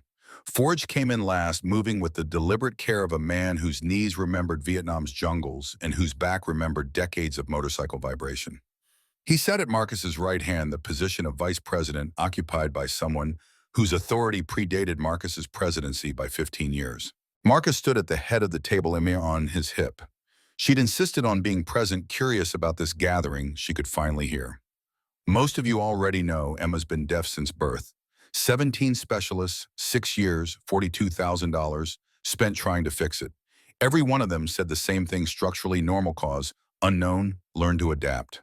The brothers knew this history, had watched Marcus grind through appointment after failed appointment, had seen the toll it took even though he never complained. Today at the park, a 10-year-old homeless kid walked up to Emma, reached into her ear, and pulled out a blockage none of those specialists ever found. 30 seconds later, my daughter could hear. Silence filled the room, the kind that preceded questions or disbelief, or both. "The kid's name is Dylan. Some of you know him. He's been working mornings for 5 months helping with basic shop work. Forge, you've been training him." Forge nodded slowly, understanding, starting to crystallize. "He's got no family, no home, been surviving on the streets since he was 8. And today he gave Emma something I couldn't buy, something medicine couldn't provide. So I'm bringing him into the Brotherhood. Full program, housing, training, education, the whole structure. He'll work the shop, learn the trades, earn his way like everyone else. But he's under my protection. Starting now," Hank spoke first. "Kid's got good hands. I've worked with him on brake jobs. Doesn't cut corners, asks smart questions. I'm good with it. Stitch nodded. I patched him up last month after he got jumped. Didn't complain, didn't ask for pity, just wanted to keep working. That's character. But Reaper leaned back, arms crossed. He's 10 years old. We're not a daycare. What happens when school starts? When he wants to do kid things instead of shop work? When he realizes this life isn't what he signed up for? Marcus met his gaze without blinking. Then he leaves. Same as any prospect who can't hack it. But I think this kid's got what it takes. He's been surviving alone for 2 years, learning trades, working for every meal. That's more discipline than most adults show. Forge's voice cut through the debate with the authority of someone who'd earned the right to be heard. I was homeless once. When I came back from Vietnam, for 18 months I lived in my car, drunk most days, picking fights I couldn't win. Ray Kane found me, brought me here, gave me structure and purpose. Saved my life. So when Marcus says this kid deserves a chance, I'm not going to be the one who says no. The room shifted. Forge rarely spoke about his past, rarely offered personal history as argument. When he did, it carried weight that couldn't be dismissed. I vote yes, Forge continued. Kid's already proven he can work. Let's see if he can sustain it. The vote went around the table. 11 yes, 1 abstention from Reaper, who clarified, not saying no, just saying I'll believe it when I see it. Marcus nodded. Fair enough. Meeting adjourned, the brothers dispersed to evening routines, some heading home to families, others settling into the clubhouse for the night, a few returning to the garage to finish jobs that couldn't wait. Marcus found Dylan in the bunk room, sitting on the edge of a narrow bed, still wearing the vest. You're official. Brotherhood voted you in. Starting tomorrow, you work full-time. Jake will show you the schedule. Dylan looked up, eyes red but dry. Why are you doing this? Marcus sat on the opposite bunk, elbows on knees, because you earned it. And because Emma needs a brother who'll fight for her, the way you already have. But mostly because I recognize someone worth saving when I see them. My dad did it for Forge. Forge helped do it for me when I came home from the Gulf War angry at everything. Now I'm doing it for you. That's how this works. We save each other. What if I mess up, then you fix it? We don't expect perfection. We expect effort and honesty. You give us that, we'll give you everything we've got. Dylan nodded, processing this new reality where help came without degradation, where work and family merged into something sustainable. Get some sleep. 5:45 comes early. The alarm clock's buzz at 5:45 a.m. pulled Dylan from dreams that had been safer than waking for so long that consciousness arrived with brief confusion about where he was. Then the previous day reassembled itself, the park, Emma's ear. Marcus's vest, this narrow bunk in a room that smelled like motor oil and leather. Jake was already moving, pulling on jeans and a t-shirt, with the practiced efficiency of someone who'd learned that hesitation just made early mornings harder. Bathrooms down the hall, showers fast or you'll run out of hot water. Shop opens at 6 sharp. Dylan followed the routine, discovering that hot water was a luxury his 2 years on the streets had taught him not to expect. The shower lasted 3 minutes, enough to scrub off yesterday's grime and face today with the closest thing to clean he'd felt in memory. No fresh clothes waited, so he pulled on the same worn shorts and t-shirt from yesterday. Jake noticed but didn't comment, just handed him a spare Iron Brotherhood t-shirt from his own drawer. You'll get your own gear soon enough. For now, don't walk around looking like you just rolled in from the streets. The shop floor at 6 a.m. was already occupied. Forge stood at a workbench organizing tools with the precise attention that Marcus had mentioned was non-negotiable. He looked up as Dylan entered, expression unreadable. You're the kid who fixed Emma's ear. Yes, sir. Forge's eyebrow raised slightly. Don't call me sir. I'm not an officer anymore. Call me Forge. The older man gestured toward a disassembled Ford 302 engine occupying an entire workbench. See that? Dylan nodded. Customer wants it rebuilt. Fresh gaskets, honed cylinders. New bearings, timing, set perfect.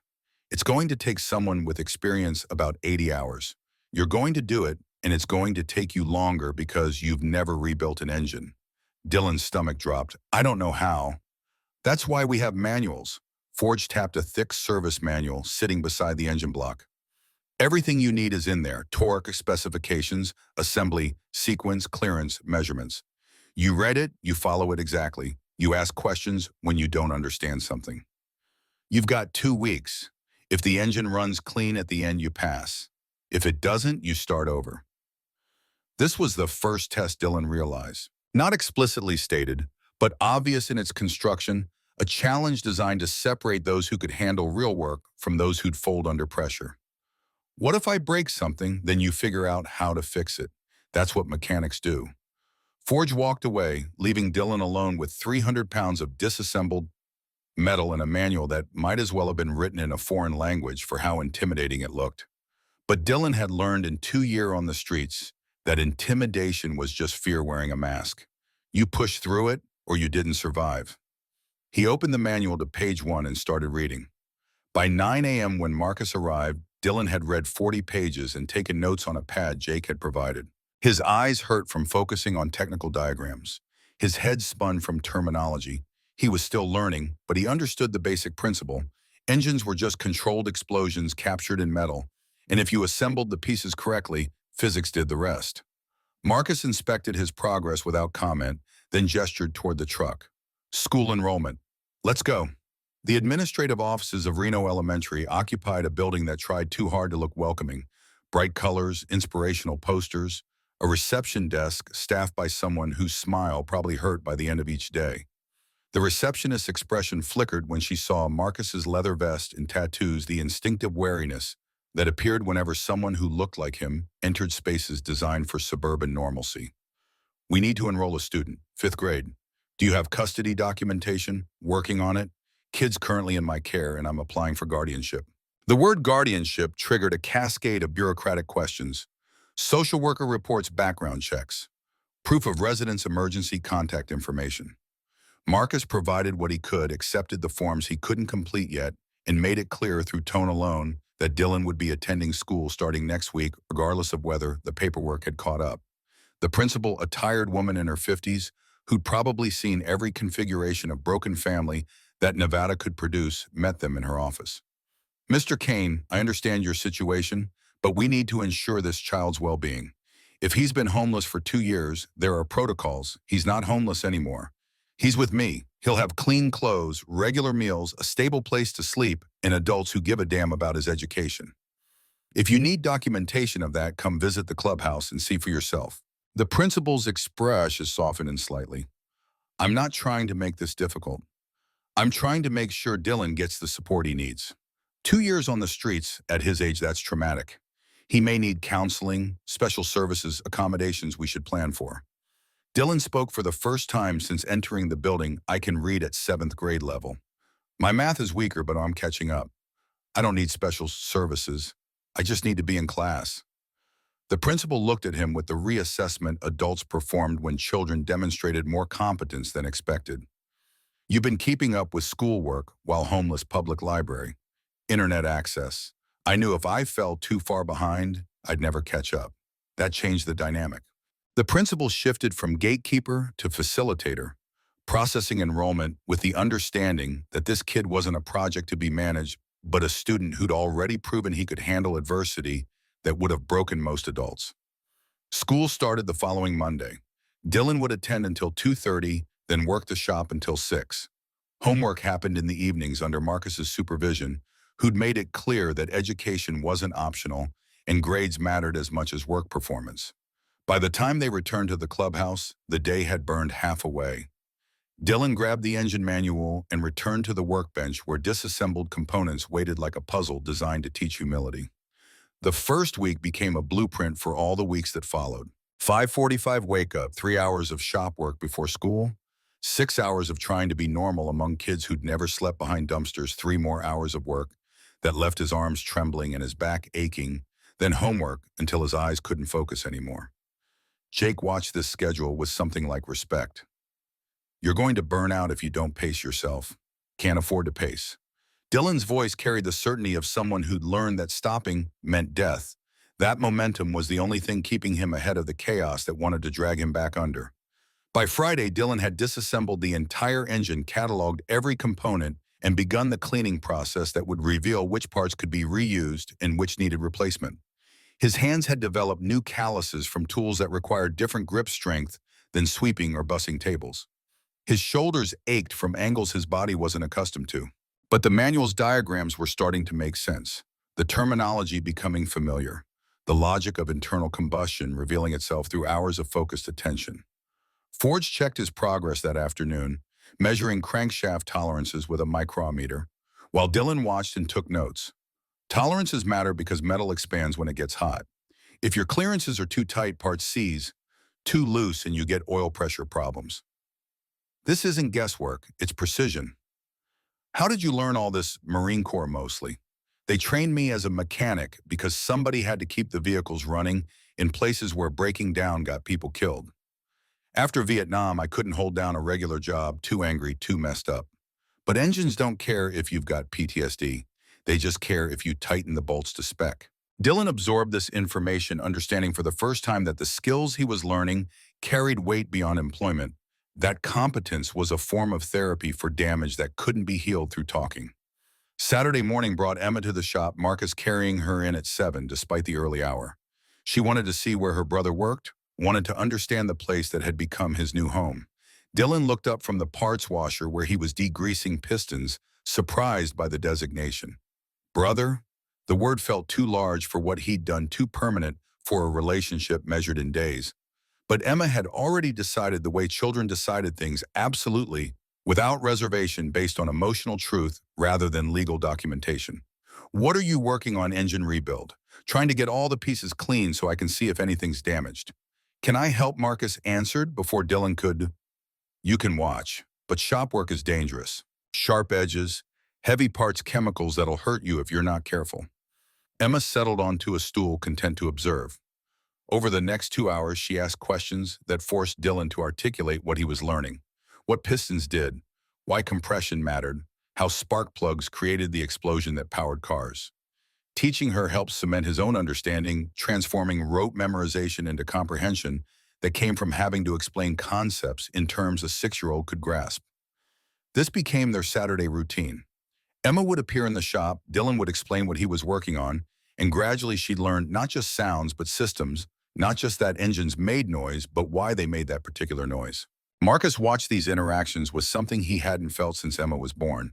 Hope that his daughter would grow up believing she could understand anything, could learn any skill, because her brother had taught her that complexity was just patience applied over time.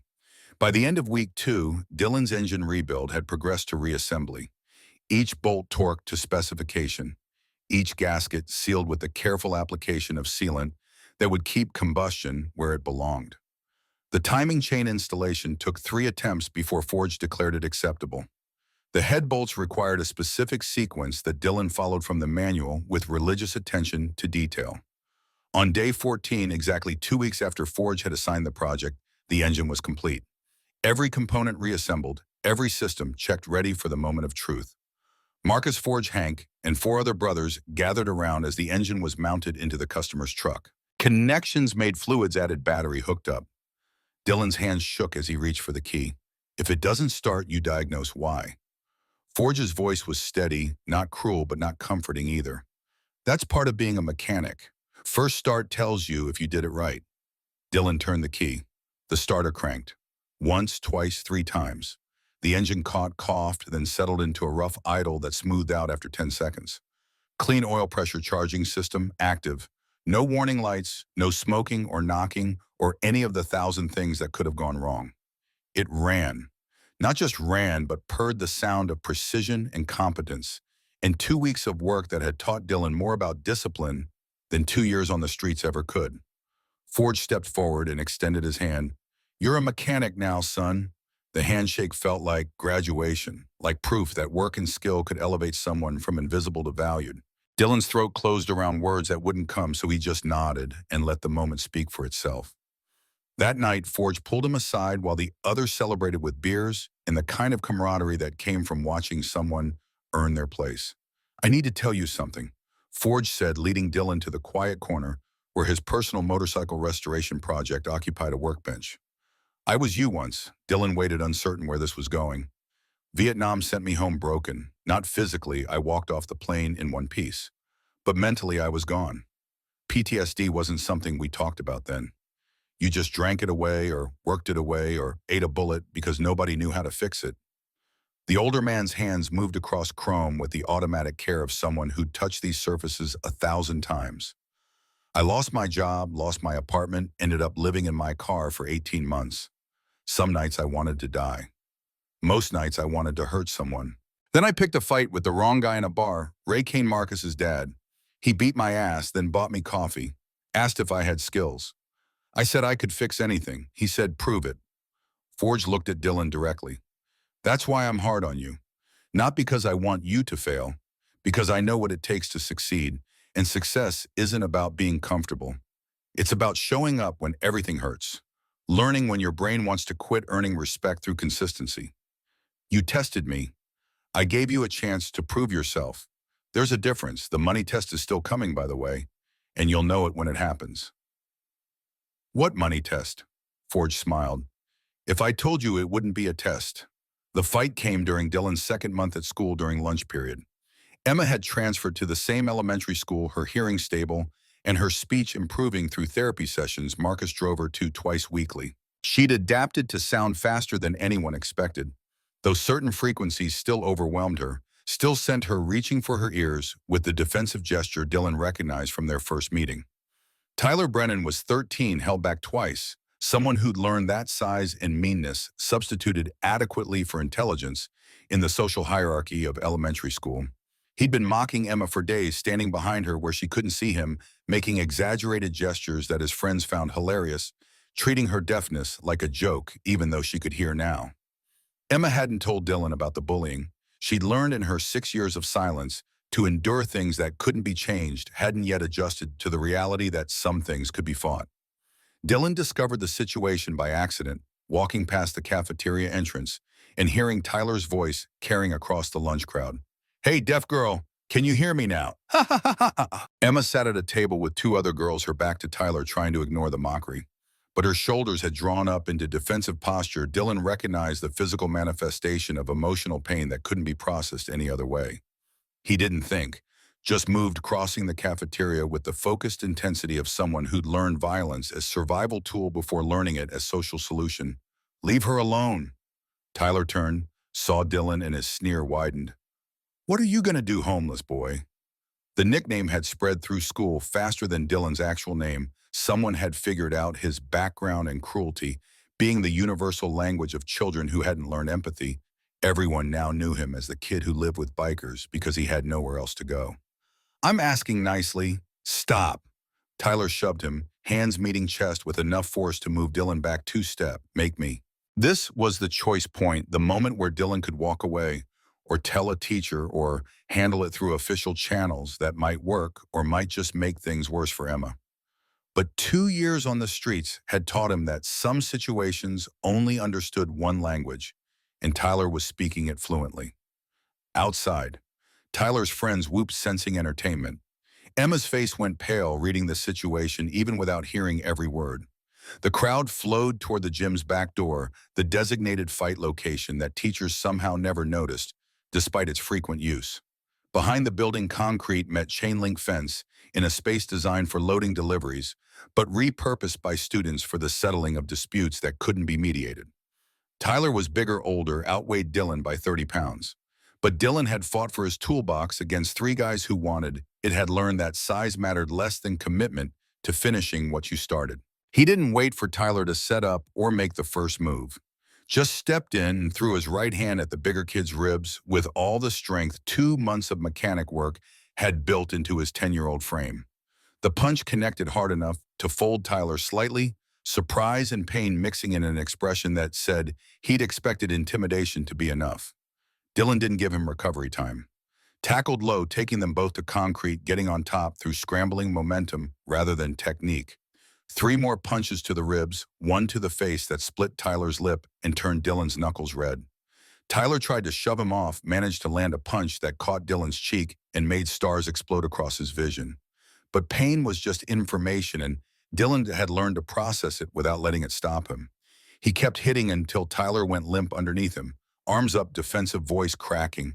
Okay, I'm done. Dylan climbed off, breathing hard, ribs hurting from Tyler's single successful punch. The crowd had gone quiet, the entertainment value lost once the outcome became clear. Blood ran from Dylan's split lip and Tyler's nose pooling on concrete that had seen this particular kind of red too many times. The principal's office, 20 minutes later. Tyler still bleeding from his nose, Dylan's cheek already purpling into what would become an impressive black eye. The principal, same woman who'd processed Dylan's enrollment, looked between them with the exhausted expression of someone who'd refereed 1,000 fights and expected to referee 1,000 more. Who started it? Silence. I asked a question. Who threw the first punch? Dylan raised his hand. I did. Why? He was making fun of my sister. The principal's attention shifted to Tyler. Is this true? Tyler's sullen nod was answer enough. Both of you are suspended. 3 days for Dylan, 5 for Tyler, since this isn't your first fight. Your parents have been called. Marcus arrived 30 minutes later, still in work clothes, grease under his fingernails, from the transmission job he'd been elbow deep in when the school called. He listened to the principal's explanation without interrupting, accepted the suspension notice, and walked Dylan to the truck with an expression Dylan couldn't read. The silence lasted 5 minutes, Marcus driving with the controlled attention of someone processing information and reaching conclusions. Did you start it? Him. Did he hit you first? Why'd you fight? He was making fun of Emma, called her deaf girl like it was an insult. Marcus nodded slowly. Was she there at lunch? She heard him. Did you try talking first? I told him to stop. And he didn't. He shoved me and told me to make him. The truck pulled into Kane's custom garage lot. Marcus killed the engine but didn't get out. Just sat there with hands on the steering wheel and eyes forward. I don't like fighting. It's the last resort, not the first answer. But I won't tolerate bullies. You stood up for your sister. That's what men do. 3-day suspension. We'll call it a working vacation. I'm not in trouble. You're suspended from school, not from consequences. But the consequences are that you spend those 3 days learning something useful instead of sitting at home. And you understand something next time you try every other option first. You tell a teacher, you tell me, you walk away. Fighting is what you do when nothing else works and the situation matters enough to take the hit. Does that make sense? Yes, good. Now get cleaned up. That eye's going to swell. That evening, Forge saw the damage and asked the obvious question. You lose them good. Fighting's not the answer, but sometimes it's the only answer. You protected your family. That matters. He handed Dylan an ice pack and returned to his motorcycle restoration without further comment, the benediction of violence acknowledged and filed away as experience gained. The third test came during Dylan's 3rd month on a Thursday afternoon when the shop was empty except for him and the sound of rain hammering on the metal roof. Marcus had gone to pick up Emma from speech therapy. The other brothers were out on service calls, and Dylan was finishing inventory on hand tools when he found the envelope. $500 cash folded into a plain white envelope sitting on the parts counter where anyone could have left it. No name, no note, just money in a place it shouldn't be. Dylan picked it up, looked around the empty shop, and felt the old street survival instinct kick in. $500 was more than he'd earned in 3 months combined. Could have hidden it, pocketed it, justified it as finders, keepers in a world where possession was the only law that mattered. But Marcus's voice lived in his head, now competing with the survival instinct that had kept him alive for 2 years. His mother's lessons too: you earn respect, you don't steal it. And something deeper, the understanding that this place had given him more than money could buy, and betraying that for $500 was trading long-term survival for short-term gain. He put the envelope in the shop safe, wrote a note on the pad by the register, found $500 on counter locked and safe. Dylan. Forge arrived 10 minutes later, ostensibly checking on something he had left behind earlier. He saw the note, opened the safe, counted the money. You found this, yes. Could have taken it. Nobody would have known. You would have known. And I would have known. Forge studied him with an expression that carried weight beyond the moment. This was mine. I left it there on purpose. Dylan felt anger flash hot across his chest. You tested me with $500. I tested you with temptation. Money's just how temptation looks when it's got numbers attached. The anger stayed, but Dylan kept his voice level. You don't trust me. I trust you now. Forge pulled the envelope from the safe and handed it to Dylan. This is yours. Bonus for passing. I don't want it if it was a test. Too bad. You earned it. Not by not stealing, that's baseline. You earned it by choosing long-term trust over short-term gain. That's maturity most adults never achieve. Put it in your savings, invest in tools or education or whatever you need. But remember, the $500 isn't the reward. The trust is. Dylan took the money with hands that still wanted to shake from residual adrenaline. Later that night, lying in his bunk while Jake snored in the opposite bed, he'd understand that Forge had given him something more valuable than cash. Had given him proof that he could be trusted with temptation, that the person he was becoming was stronger than the person the streets had demanded he be. 3 tests passed. Forge's acceptance earned through competence, courage, and character, rather than time or blood relation. The way respect was supposed to work, not given freely, but earned through action that demonstrated worth. The formal Brotherhood meeting happened on a Saturday evening in late December, snow falling outside and turning Reno into something that almost looked peaceful. 12 men gathered around the long table, Dylan, waiting in the bunk room, while they voted on whether a 10-year-old had earned something that normally took years to achieve. Forge spoke first. He rebuilt an engine that runs cleaner than half our trucks. He fought for Emma when the school system wouldn't protect her. He chose honesty over $500 when nobody was watching. 3 tests, 3 passes. I vote yes. Hank Kid's got work ethic and skill. I vote yes. Stitch. He's proved himself a dozen times over. Yes. Around the table, 11 votes recorded. Only Reaper remained, the brother who'd been skeptical from the start. I vote yes, but I'm saying this, he's still 10. Life's going to get harder, not easier. He's going to face things that work ethic can't solve. When that happens, we need to be ready to support him through it, not just expect him to tough it out. Agreed, Marcus said. Bring him in. Jake fetched Dylan from the back room. The kid walked in wearing jeans and the Iron Brotherhood t-shirt he had been given months ago, trying not to show the nervousness that made his hands shake slightly. Marcus stood at the head of the table holding a prospect patch leather square that would be sewn onto Dylan's vest, marking him as someone training toward full brotherhood. Dylan, 3 months ago, you were homeless, surviving but not living. You helped my daughter and earned your place here. But we needed to know if you could keep earning it every day through hard work and discipline and integrity. He paused, letting the weight build. Forge tested you. You passed.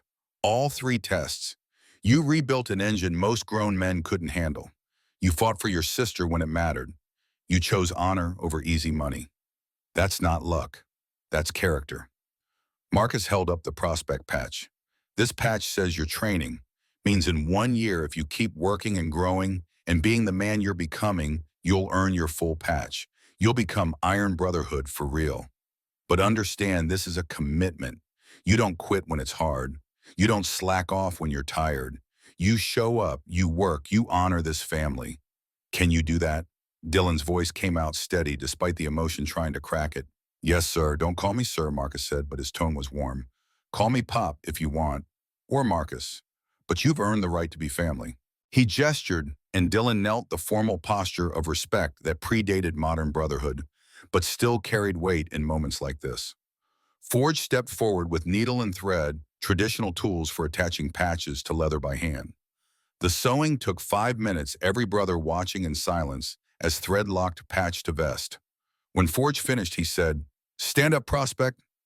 Dylan stood. Brothers applauded, not loudly, but with the respect of men, acknowledging that someone had earned belonging through merit. Welcome to Iron Brotherhood, son.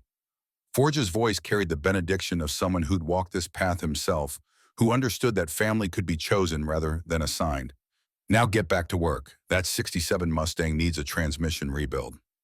Laughter broke the tension, and suddenly Dylan was surrounded by brothers shaking his hand, clapping his shoulder, welcoming him into something that felt more real than anything blood relation had ever provided.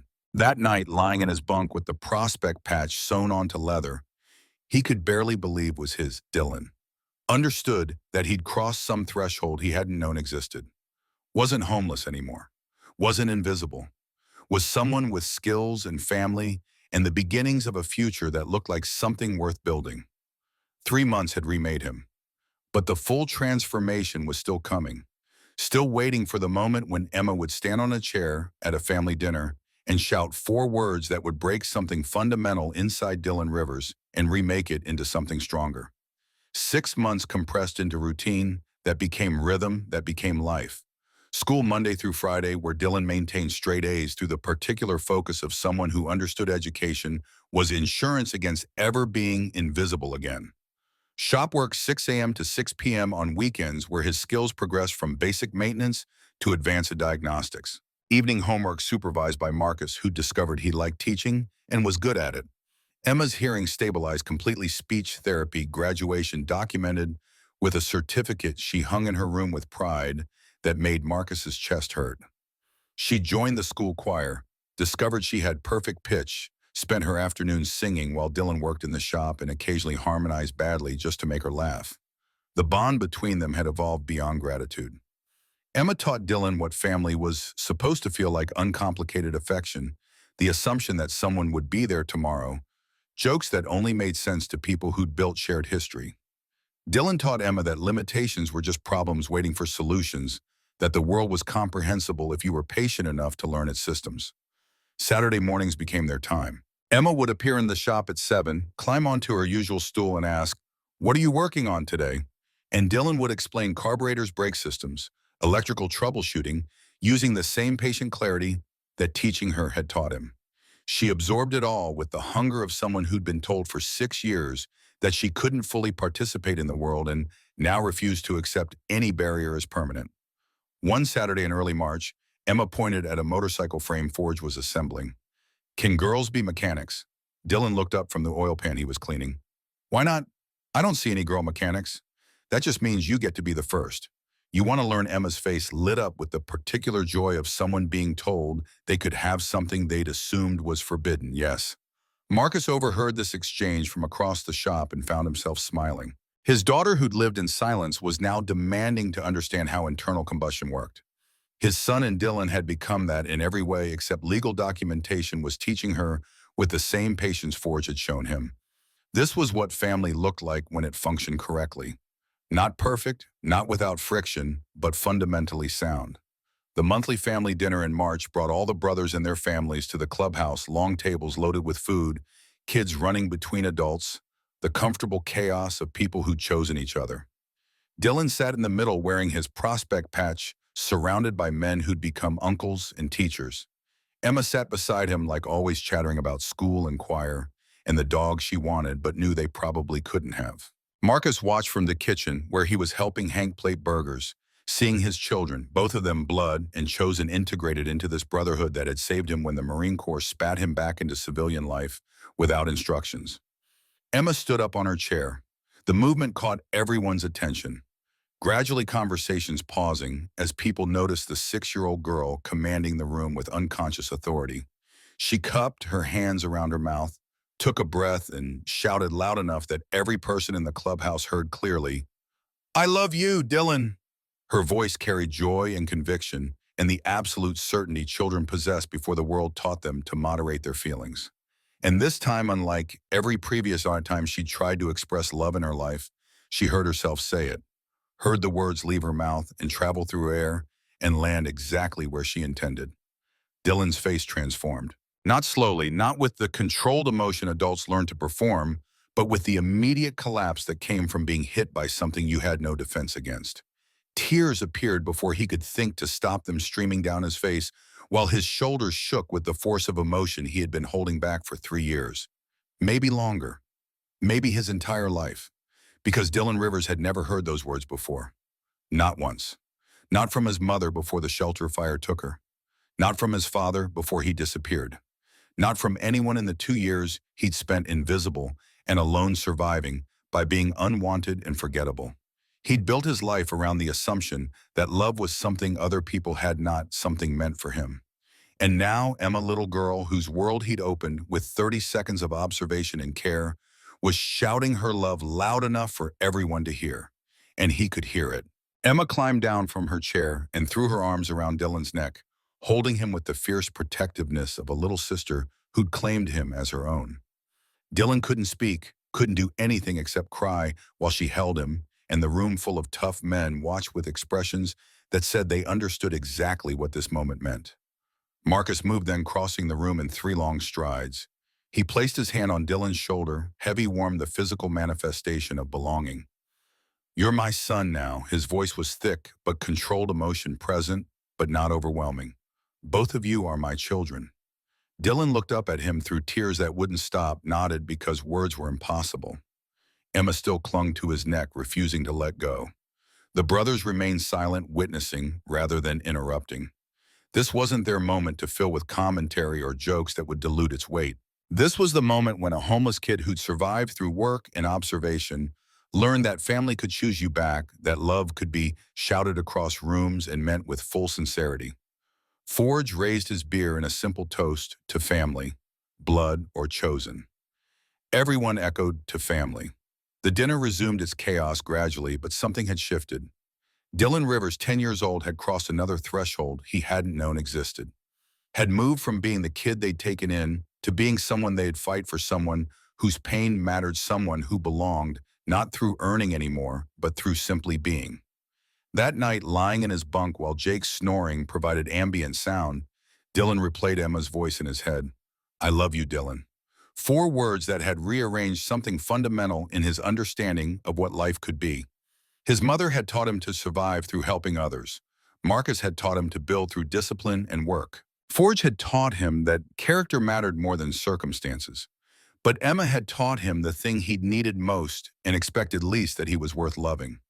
Not because of what he could do or fix or provide, but simply because he existed and she'd chosen him as brother. Outside March, snow fell on Reno, with the particular quiet that only winter nights achieved.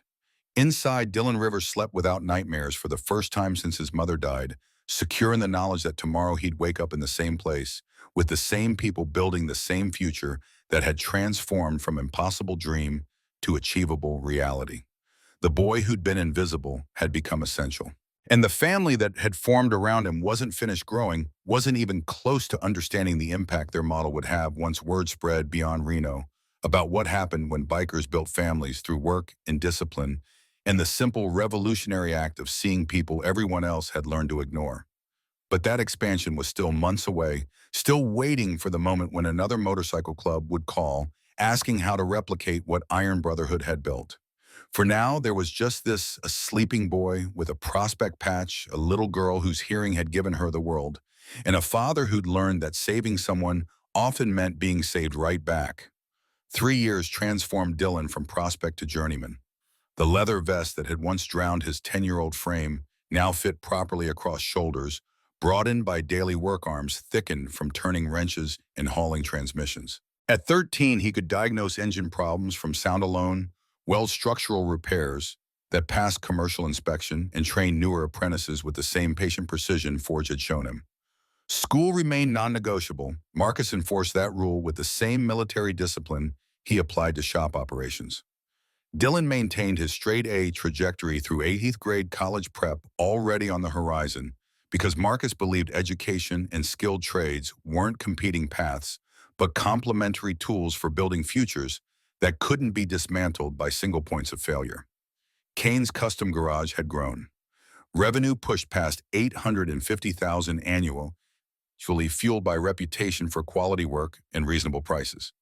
But more significantly, the shop had become something beyond pure business, had evolved into a training ground where boys with nowhere else to go learned that competence was currency and work ethic was inheritance.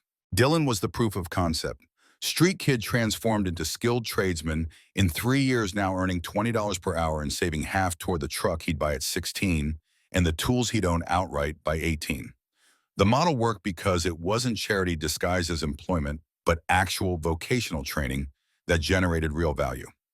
Marcus had been calculating for months.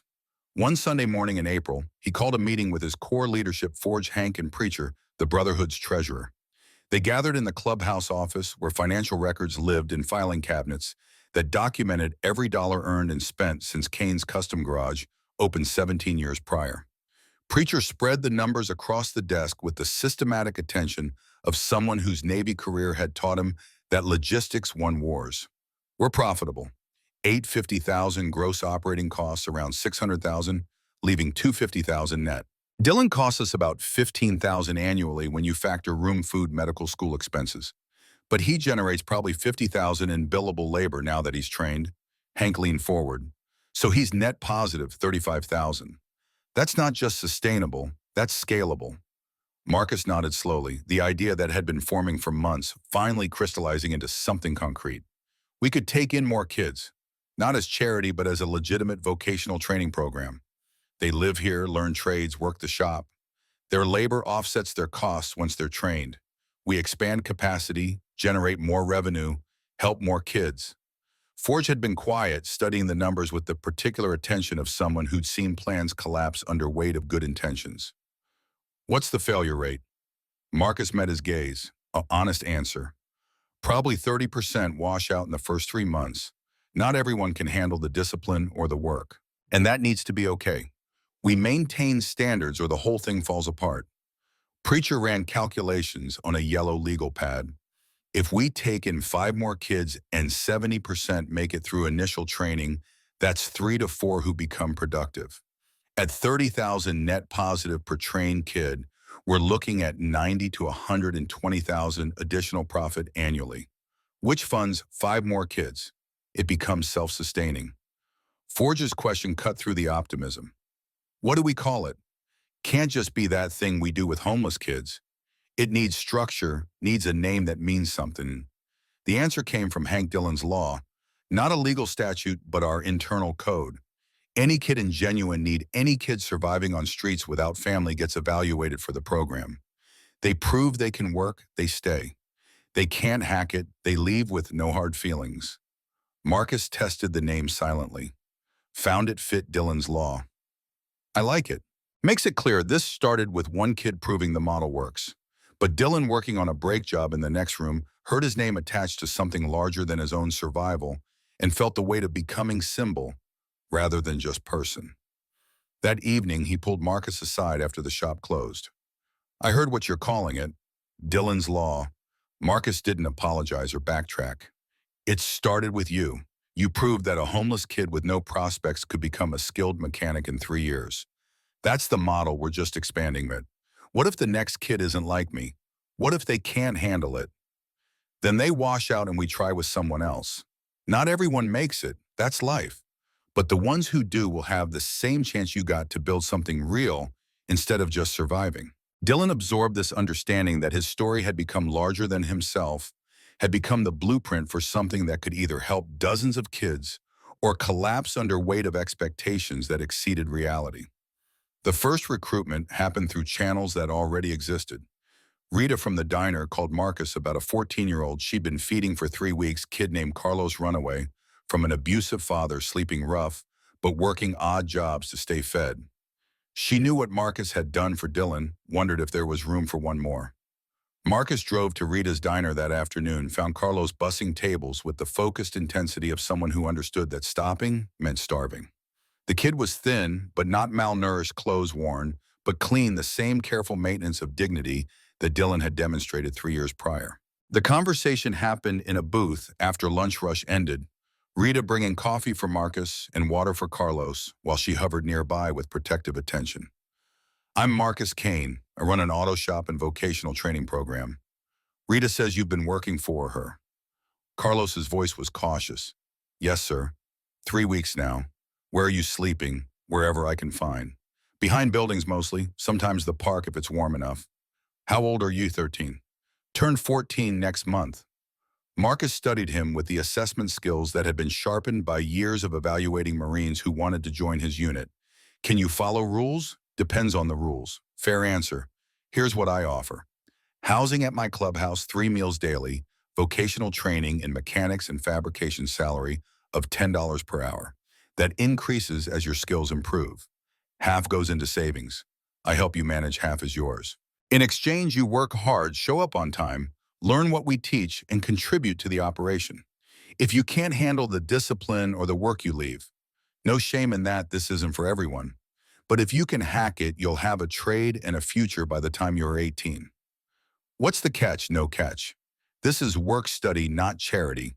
You generate value through your labor. We provide training and structure. It's sustainable because it's reciprocal. Carlos's eyes narrowed with the particular wariness of someone who'd learned that offers usually came with hidden costs.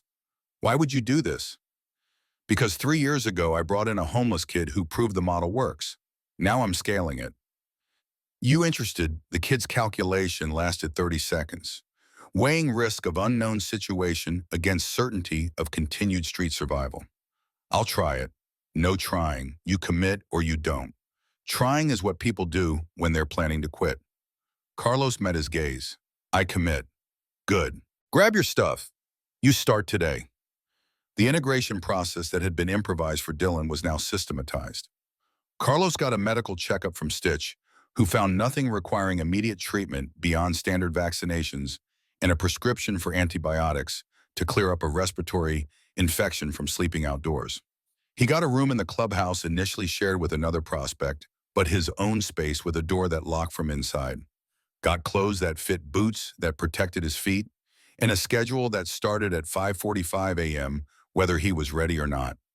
Dylan became his primary trainer, another piece of the model that emerged organically. The kid who'd learned the trade could teach it better than the masters because he remembered what it felt like to know nothing could break down concepts into digestible pieces that didn't assume foundational knowledge. This is a socket wrench. Dylan's voice carried the patient authority of someone who'd explained this 100 times. Different size sockets fit different size bolts. You need to match them or you'll strip the bolt head. Standard sizes go in fractions, 3/8, 7/16, ½ inch. Metric goes in millimeters 10, 12, 14. You keep them organized because scrambling for the right tool wastes time and time is money. Carlos absorbed everything with desperate focus, understanding that this was his shot at something better, and failure meant back to alleys and uncertainty. By the end of week 1, he could change oil without supervision. By week 3, he was helping with brake jobs. By week 6, Forge pronounced him ready for more advanced work. The second kid came through different channels. Jake Morrison, Hank's nephew, 14 years old, abandoned by a father serving time, and a mother whose addiction had progressed past the point where she could maintain custody.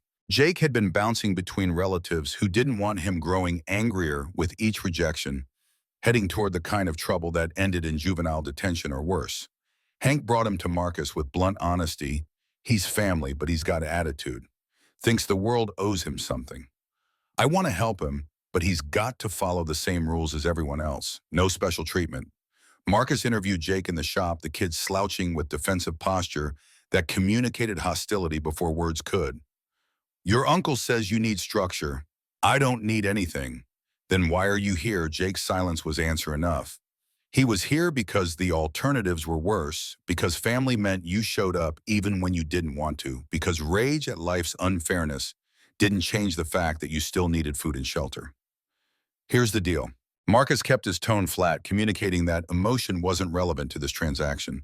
You work hard, learn the trade, contribute to operations. In exchange, you get housing, training, and salary. You disrespect the brotherhood or slack off, you're gone. I don't care that you're Hank's nephew. Standards apply to everyone. What if I don't want to be a mechanic? Then you figure out what you do want while you're learning something useful. But you don't get to do nothing. Understood. Jake's jaw worked with unspoken rebellion, but survival instinct won. Understood. The kid lasted 2 weeks before his attitude became a problem. Showed up late, half-assed, his work talked back when Forge corrected his technique. Marcus let it play out for 3 days, watching to see if Jake would self-correct. When he didn't, Marcus pulled him into the office. You're done if you can't adjust your attitude by end of week. Jake's defensive posture crystallized into outright hostility. I knew you'd kick me out. Everyone always does. I'm not kicking you out yet. I'm giving you a choice: adjust or leave. Those are different things. You stay because you choose to meet the standards, or you go because you choose not to.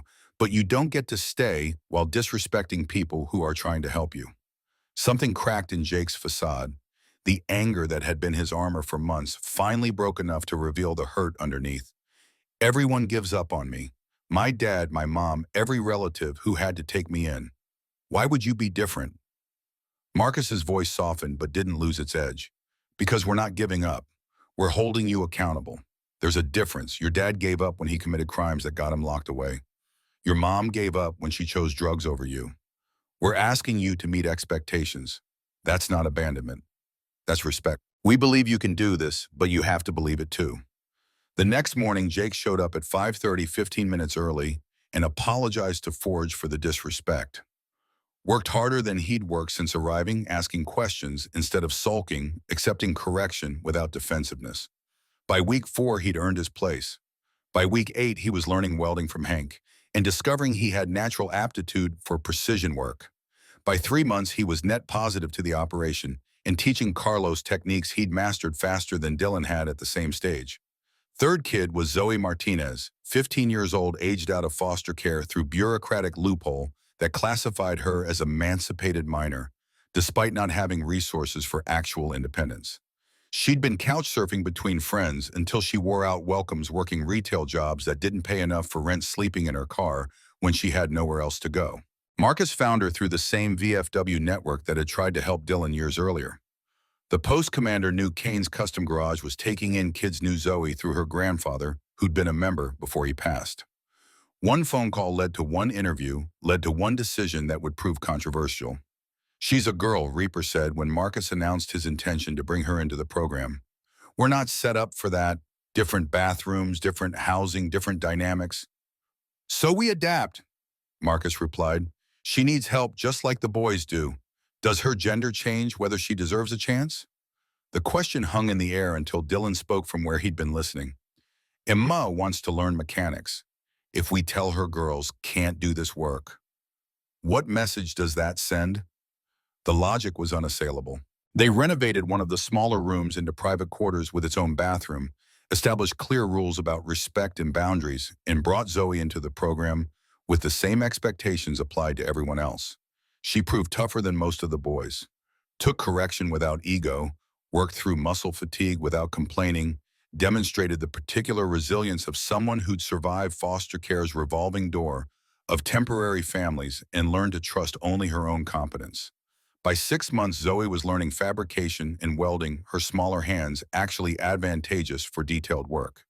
She became Emma's primary mentor in practical mechanics, teaching the 7-year-old that tools weren't gendered and competence was the only qualification that mattered.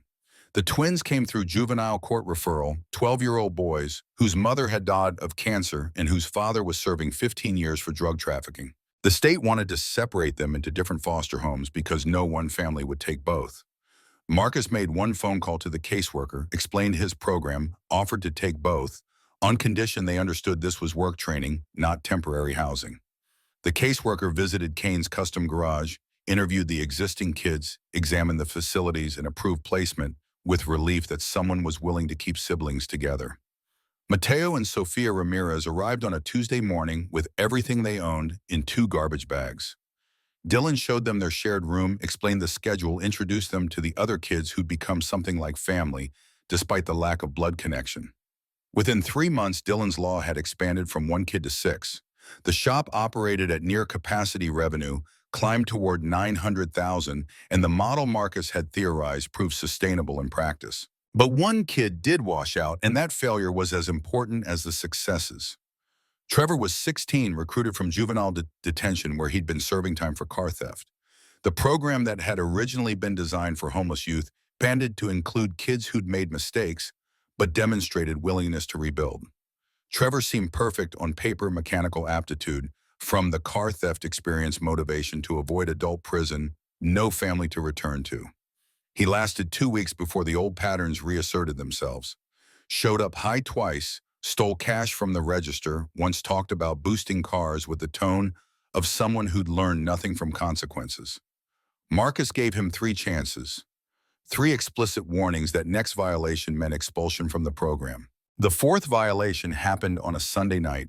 Trevor disappeared with tools worth $2,000, attempting to sell them at a pawn shop that knew Kane's Custom Garage, and called Marcus immediately. Marcus picked up the tools, paid the pawn shop owner for his honesty, and found Trevor sleeping in the park where Dylan used to sit. "You're done." Trevor's response was predictable. "You're giving up on me just like everyone else." "No, you gave up on yourself when you stole from people trying to help you. There's a difference. You want to throw your life away, that's your choice. But you don't get to do it while living under my roof and benefiting from the program other kids are busting their asses to succeed in." Trevor left that night. Marcus heard later through the VFW network that he'd been arrested again within 6 months, adult charges, this time facing real prison instead of juvenile detention. The failure hurt, but Marcus didn't second-guess the decision. Standards mattered. The program worked because it demanded effort and integrity, because washing out was a real possibility that gave success actual meaning. Without that edge, without the understanding that this was earned opportunity rather than guaranteed entitlement, the whole structure would collapse into the kind of enabling that helped no one. The remaining 5 kids understood the message. You stayed because you chose to meet expectations, not because the Brotherhood owed you anything. The phone call came in June, 9 months after Dylan's law had been formalized. Marcus answered while elbow deep in a transmission rebuild speakerphone, crackling with road noise that suggested the caller was on a motorcycle. This Marcus Kane speaking. Who's this Carlos Mendez Vagos MC Las Vegas chapter? People call me Viper. I heard about what you're doing with homeless kids. Marcus straightened, wiping grease from his hands. Word travels fast. Brother of mine knows your guy Forge from way back. Said you're running some kind of training program, taking in street kids and teaching them trades. That true. We call it Dylan's Law. Vocational program combined with housing. Kids work the shop, learn mechanics and fabrication, earn salary, while we provide structure and training. How many you got? 5 right now. Started with 1 3 years ago, scaled up this year. What's your success rate? And 80% make it through initial training. 20% wash out, can't handle the discipline or the work. Those who make it become productive within 6 months, net positive to operations within a year. The line went quiet for long enough that Marcus thought they'd lost connection. Then Viper's voice came back, different tone. I want to do that here. Vegas has more street kids than we can count. We've got a shop, we've got space. Can you help me set it up? Marcus glanced at Forge, who'd been listening from across the shop. Come to Reno. We'll show you how it works. Viper arrived 3 days later on a Harley that rumbled into the lot with the particular deep note that came from custom exhaust work. He was 40-something Hispanic, wearing Vagos colors that commanded respect in Vegas circles, but meant nothing on Iron Brotherhood territory except that he'd been vouched for by someone Forge trusted. The tour lasted 2 hours. Marcus showed him the shop floor, where Dylan and Carlos worked side by side on an engine rebuild, explained the scheduling that balanced work and school, detailed the financial model that made sustainability possible rather than aspirational. Kids generate how much revenue once trained? $30,000 annually in billable labor. They cost about $15,000 to house, feed, and support. Net $15,000 profit per kid, which funds another kid.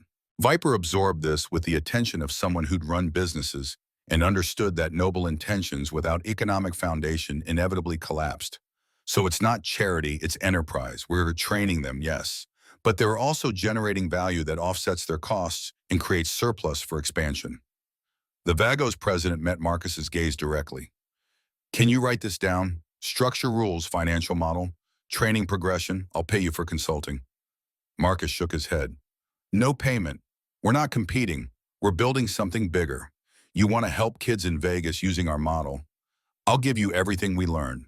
Free. Viper's expression shifted with something like respect. Why? Because 3 years ago, a homeless kid saved my daughter's hearing in 30 seconds. This is how I pay that forward.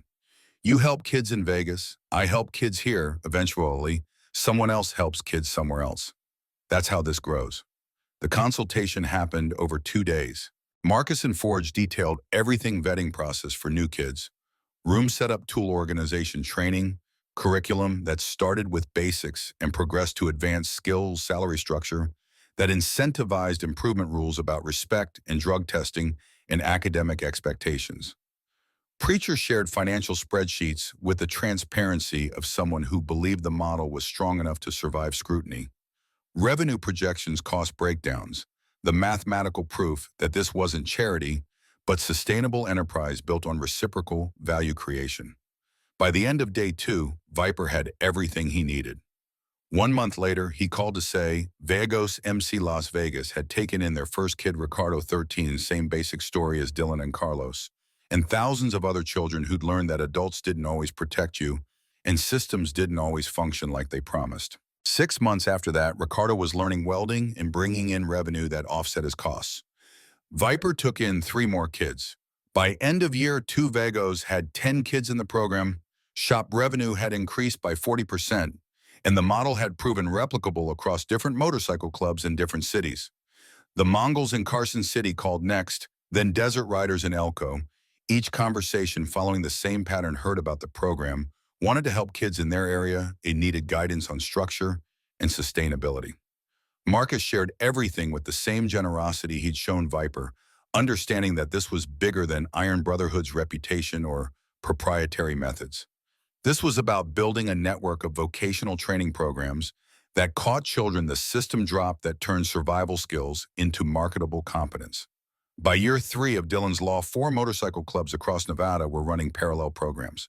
Total kids helped 47. Success rate 70% made it through initial training, maintained employment, or continued education, never returned to homelessness. The media eventually noticed. Local news first, then regional coverage, eventually a national segment that focused not on the feel-good charity angle, but on the economic model that made it sustainable. The reporter was sharp, asked the questions Marcus respected. How do you fund this? We don't. The kids fund themselves through their labor once they're trained. Our job is teaching them skills valuable enough that they generate more value than they consume. Critics say motorcycle clubs shouldn't be in the foster care business. Marcus's response was measured but firm. We're not in foster care. We're in vocational education. These kids live with us because the training is immersive, requires discipline that can't be taught part-time. If critics have better solutions that produce better outcomes, I'd love to hear them. Until then, we'll keep doing what works. What are the outcomes? 47 kids trained across 4 clubs. 33 completed the program. Of those 33, 31 are employed full-time in skilled trades. 2 started their own businesses. 0 returned to homelessness. 0 were incarcerated after program completion. Compare that to foster care statistics and tell me which model works better. The segment aired on a Tuesday evening, generating immediate response. 15 other motorcycle clubs nationwide called asking for consultation. Child welfare advocates praised the results while questioning whether oversight was adequate. Libertarian policy groups held the program up as proof that private enterprise solved problems government couldn't. Marcus ignored most of it, focused instead on the work that mattered: training kids who needed training, running a business that sustained itself, building legacy that would outlive him. Dillon's 13th birthday arrived without ceremony, marked only by Marcus handing him a card with a check inside $500. Savings account bonus for 3 years of showing up and working hard. The real gift was the conversation that followed. You're technically old enough to get a learner's permit. Want me to teach you to drive? Dillon's face lit up with the particular joy of someone being offered responsibility normally reserved for older kids. Really, really. Truck driving is a skill. The sooner you learn, the more useful you become. The lesson started that weekend, Dillon behind the wheel of Marcus's F-150 in the empty parking lot behind the clubhouse, learning clutch control and gear timing with the patient instruction of someone who'd taught Marines to handle military vehicles in combat zones. By end of summer, Dillon had his learner's permit and was driving supervised runs to parts stores, helping with shop logistics that previously required someone else's time. The independence was intoxicating, not just the driving, but the trust it represented, the understanding that Marcus saw him as capable rather than just compliant. Saturday afternoon in late September, Emma wanted to go to the park, the same park where everything had started 3 years ago. Dillon offered to take her. Marcus agreed, and they drove the 15 minutes with Emma chattering about school and choir, while Dillon navigated traffic with the careful attention of someone still learning. West 5th Street Park looked exactly the same. Rusted swings, faded slide, patchy grass that Nevada summer had baked into submission. Emma ran for the swings immediately, her joy at physical motion now accompanied by the wind sounds she'd learned to love. Dillon sat on the worn wooden bench, his bench, the place where he'd watched Emma and Marcus 3 years ago, where observation had led to action that had changed 3 lives and eventually 47. 20 feet away, a girl sat on the grass at the playground's edge. Maybe 12 years old, knees pulled to chest, bare feet dusty, watching families with the expression Dillon recognized immediately because he'd worn it himself. Longing mixed with resignation, the understanding that happiness was something other people had. Dillon stood and walked toward her, moving slowly enough not to startle hands visible to communicate he wasn't a threat. The girl tensed but didn't run. "Hi, I'm Dillon." Her voice was cautious. "Lily, you live around here?" The question was gentle but direct, giving her space to lie or evade if she needed. "Wherever I can find, mostly behind building us all." Dillon sat on the grass nearby, not crowding. "How long?" "6 months. Since my mom, since she couldn't take care of me anymore. I used to sit right there." Dylan gestured toward the bench. 3 years ago when I didn't have anywhere to go either. Lily's defensive posture softened slightly. What happened? Someone saw me. Actually saw me, not just looked past like I was invisible. Gave me a chance to build something better. What kind of chance? Work. Training in a real trade. Place to sleep that wasn't an alley. People who expected me to be something instead of just assuming I was nothing. That doesn't happen for kids like us. Dylan met her gaze. It happened for me. Could happen for you. The conversation lasted 15 minutes. Dylan explaining the program with the same practical honesty Marcus had shown him. Hard work, strict rules, no guarantees of easy comfort, but absolute guarantee of opportunity for those willing to earn it. Finally, Lily asked the question that mattered. Why would anyone help me? Because 3 years ago, someone helped me. And I promised myself that if I got the chance, I'd pass it forward. You good with your hands? Willing to work hard? I don't know. I've never had the chance to find out. Dylan pulled out his phone. Let me call my dad. He's the one who runs the program. But I'm telling you right now, this isn't a handout. You'll work harder than you've ever worked. But if you stick with it, you'll have a trade and a future. Marcus arrived 20 minutes later, Emma in tow. He assessed Lily with the same careful attention he'd shown Dylan, asking questions about her circumstances, without judgment, explaining the program with the clarity of someone who'd done this enough times to know which details mattered. You interested? Lily looked at Dylan, then Emma, then back at Marcus. Is this real? It's real, but it's work. You commit or you don't, no. Trying, no testing it out. You're in or you're out. The girl's calculation lasted 30 seconds before she nodded. I'm in. Marcus gestured toward the truck. Then let's go. You start today. 2 years compressed into montage that would have felt impossible if Dylan hadn't lived it himself. Lily learning basic tool organization, graduating to oil changes, eventually tackling her first brake job with Dylan supervising. The fear and doubt that came with being the only new kid among 6 who'd already established themselves, then the slow acceptance as she proved capable. The moment 6 months in when Forge declared her work good enough to bill customers, officially making her net positive to operations. She specialized in welding her small hands and attention to detail, perfect for precision fabrication work. Learned to read blueprints, to calculate angles, to understand that metal was just another material that followed rules once you learned its language. At 14, she was earning $20 per hour and had saved $8,000 toward her own welding rig. At 15, she'd won a regional skills competition for ornamental metalwork, beating out adult competitors from across Nevada. The graduation ceremony happened on a Saturday evening in the clubhouse, all 4 chapters represented. Vagos rode up from Vegas, Mongols from Carson City, Desert Riders from Elko. 47 kids trained, total 33 graduated, and tonight 1 more was officially completing the program. Lily stood at the front of the room wearing a leather vest that bore her own patches. Now journeyman welder Iron Brotherhood affiliate, the visual documentation of 3 years transformed from homeless to skilled tradesperson. Marcus presented her with a traditional toolkit identical to what every graduate received, complete set of welding equipment worth $3,000 purchased through collective contribution from all 4 chapters. Plus this, he handed her a custom welding helmet that Dylan had painted with intricate designs, flames, and geometric patterns that demonstrated artistic skill alongside mechanical competence. Lily's eyes went wet, but no tears fell, the controlled emotion of someone who'd learned that gratitude didn't require performance. Thank you, all of you. Dylan stepped forward, 15 years old now, and wearing his full Iron Brotherhood patch earned the previous summer. 5 years ago, I was sitting in that same park where we found you. Homeless and visible, surviving but not living. Someone gave me a chance, not charity, but opportunity to build something real. Now you've built it, too. That's the American way. Nobody gave it to you, you earned it. The brothers applauded, the sound filling the clubhouse with recognition that mattered more than any certificate or credential because it came from people who understood exactly what that journey cost. Lily's speech was brief, delivered with the economy of someone who'd learned that actions communicated better than words. I was nobody, just another kid the system forgot about. But you didn't see a charity case. You saw someone who could learn, could work, could contribute. That made all the difference. Thank you for seeing me.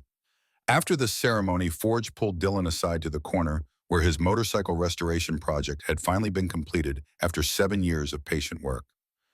You know what you've become. Dylan shook his head. A builder. Not just of engines or metal fabrication you build people. Lily succeeded partly because you showed her it was possible. That's legacy. You taught me everything. I taught you skills, but you figured out on your own that skills mean nothing if you don't pass them forward. That's wisdom, and wisdom can't be taught, only learned through living. The older man's hand rested on Dylan's shoulder with the weight of something being transferred. I'm 68. My hands aren't what they used to be. Arthritis makes precision work harder every year. I'll keep working as long as I'm useful, but eventually someone's got to take over as head mechanic. I think that someone is you. Dylan's throat closed around words that wanted to come. I'm only 15. You'll be 18 soon enough. And by then you'll have logged more hours than most 40-year-olds. Age is just time passed. Competence is what you do at that time. You've earned this just like you earned everything else. The conversation was interrupted by Emma calling Dylan's name from across the room. She was 9 now, already learning welding basics from Zoe and talking about becoming the first female master mechanic in Nevada by age 25. Her confidence wasn't bravado, but the practical assessment of someone who'd watched her brother go from homeless to journeyman in 5 years and understood that limitations were mostly imaginary. Later that night, after the celebration had dispersed and most brothers had gone home, Marcus found Dylan in the shop. The kid was cleaning the welding station Lily had used for her final project, maintaining the space with the automatic care that had become habit. You did good today. Your speech. I just told the truth. That's what good speeches are. Marcus sat on a stool, the posture of someone settling in for conversation that mattered. 5 years ago, you saved Emma. I gave you a family because that's what the moment required. But watching you grow into who you've become, that's been the real gift. Not just for me or Emma, but for every kid who came after you. You're the proof that this works. 47 kids wouldn't have families without you making the first one work. Dylan shook his head. They have families because you built a system that works, because Forge and Hank and Preacher figured out how to make it sustainable, because the Brotherhood believed in something bigger than just themselves. Fair. But systems need proof of concept. You were that proof. And now you're teaching others to be proof for the next generation.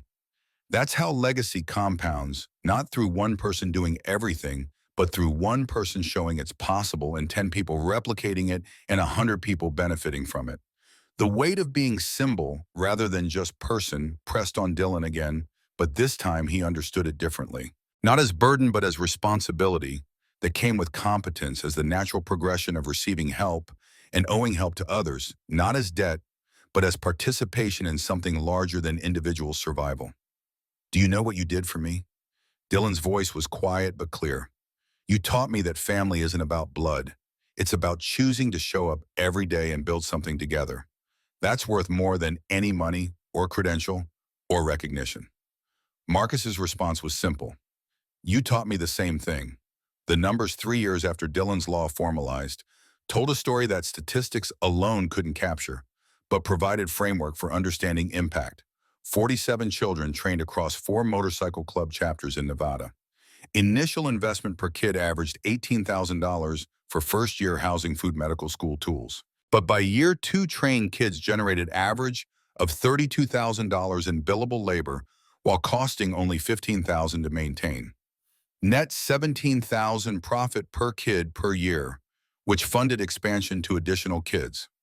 Total program cost over 3 years, $840,000. Total economic value generated by kids' labor, $2.1 million. Net positive impact, $1.26 million, creating sustainable model that didn't require external funding or charitable donations. More importantly, 33 kids graduated with journeyman-level skills in mechanics, welding, fabrication, or carpentry. Employment rate, 100%. Recidivism to homelessness, 0%. Incarceration rate post-graduation, 0%. Compared to national foster care statistics, where 20% of kids experience homelessness after aging out, 25% face incarceration within 2 years, and 50% are unemployed a year after leaving care. Dylan's law had effectively solved problems that government programs with billions in funding consistently failed to address. The solution wasn't complicated. Treat kids as investments rather than expenses. Teach them marketable skills rather than just providing temporary housing demand. Standards, rather than accepting mediocrity, create self-sustaining model, rather than perpetual charity that bred dependency. The media coverage eventually reached national level. Marcus did one interview on a PBS documentary about alternative approaches to youth homelessness, sitting in the shop with Dylan, working visible in the background. Mr. Kane critics argue that vocational training at this age limits kids' opportunities for higher education. Marcus's response was measured. We're not limiting anything. We're giving them foundational skills that create economic security. Plenty of our graduates go to college, they just go with trade certification that lets them pay tuition through skilled labor, rather than crushing debt. We're not saying college is wrong. We're saying it's not the only path to success. What would you say to other communities wanting to replicate this model? Start small. One kid prove the concept, scale carefully. Don't compromise standards to increase numbers. Better to help 5 kids who succeed than 20 who wash out. And understand this isn't charity, it's enterprise. If you can't make the math work where kids generate value that offsets costs, you'll burn out and help nobody. The documentary aired on a Tuesday night. By Wednesday morning, Marcus had calls from motorcycle clubs in California, Arizona, Oregon, asking for consultation. He provided the same information he'd given Viper 3 years earlier. Everything free, with the understanding that competition wasn't relevant when the goal was helping as many kids as possible. 15 additional clubs started programs based on Dylan's law framework over the following 2 years. Some succeeded, some failed, but the ones that maintained standards and focused on economic sustainability proved the model wasn't dependent on specific personalities or locations, but on structural principles that worked wherever they were properly applied. 5 years after that afternoon in the park, when Dylan had pulled a mask from Emma's ear, he was 17 and being recruited by multiple shops offering journeyman wages that exceeded what Kane's custom garage could match.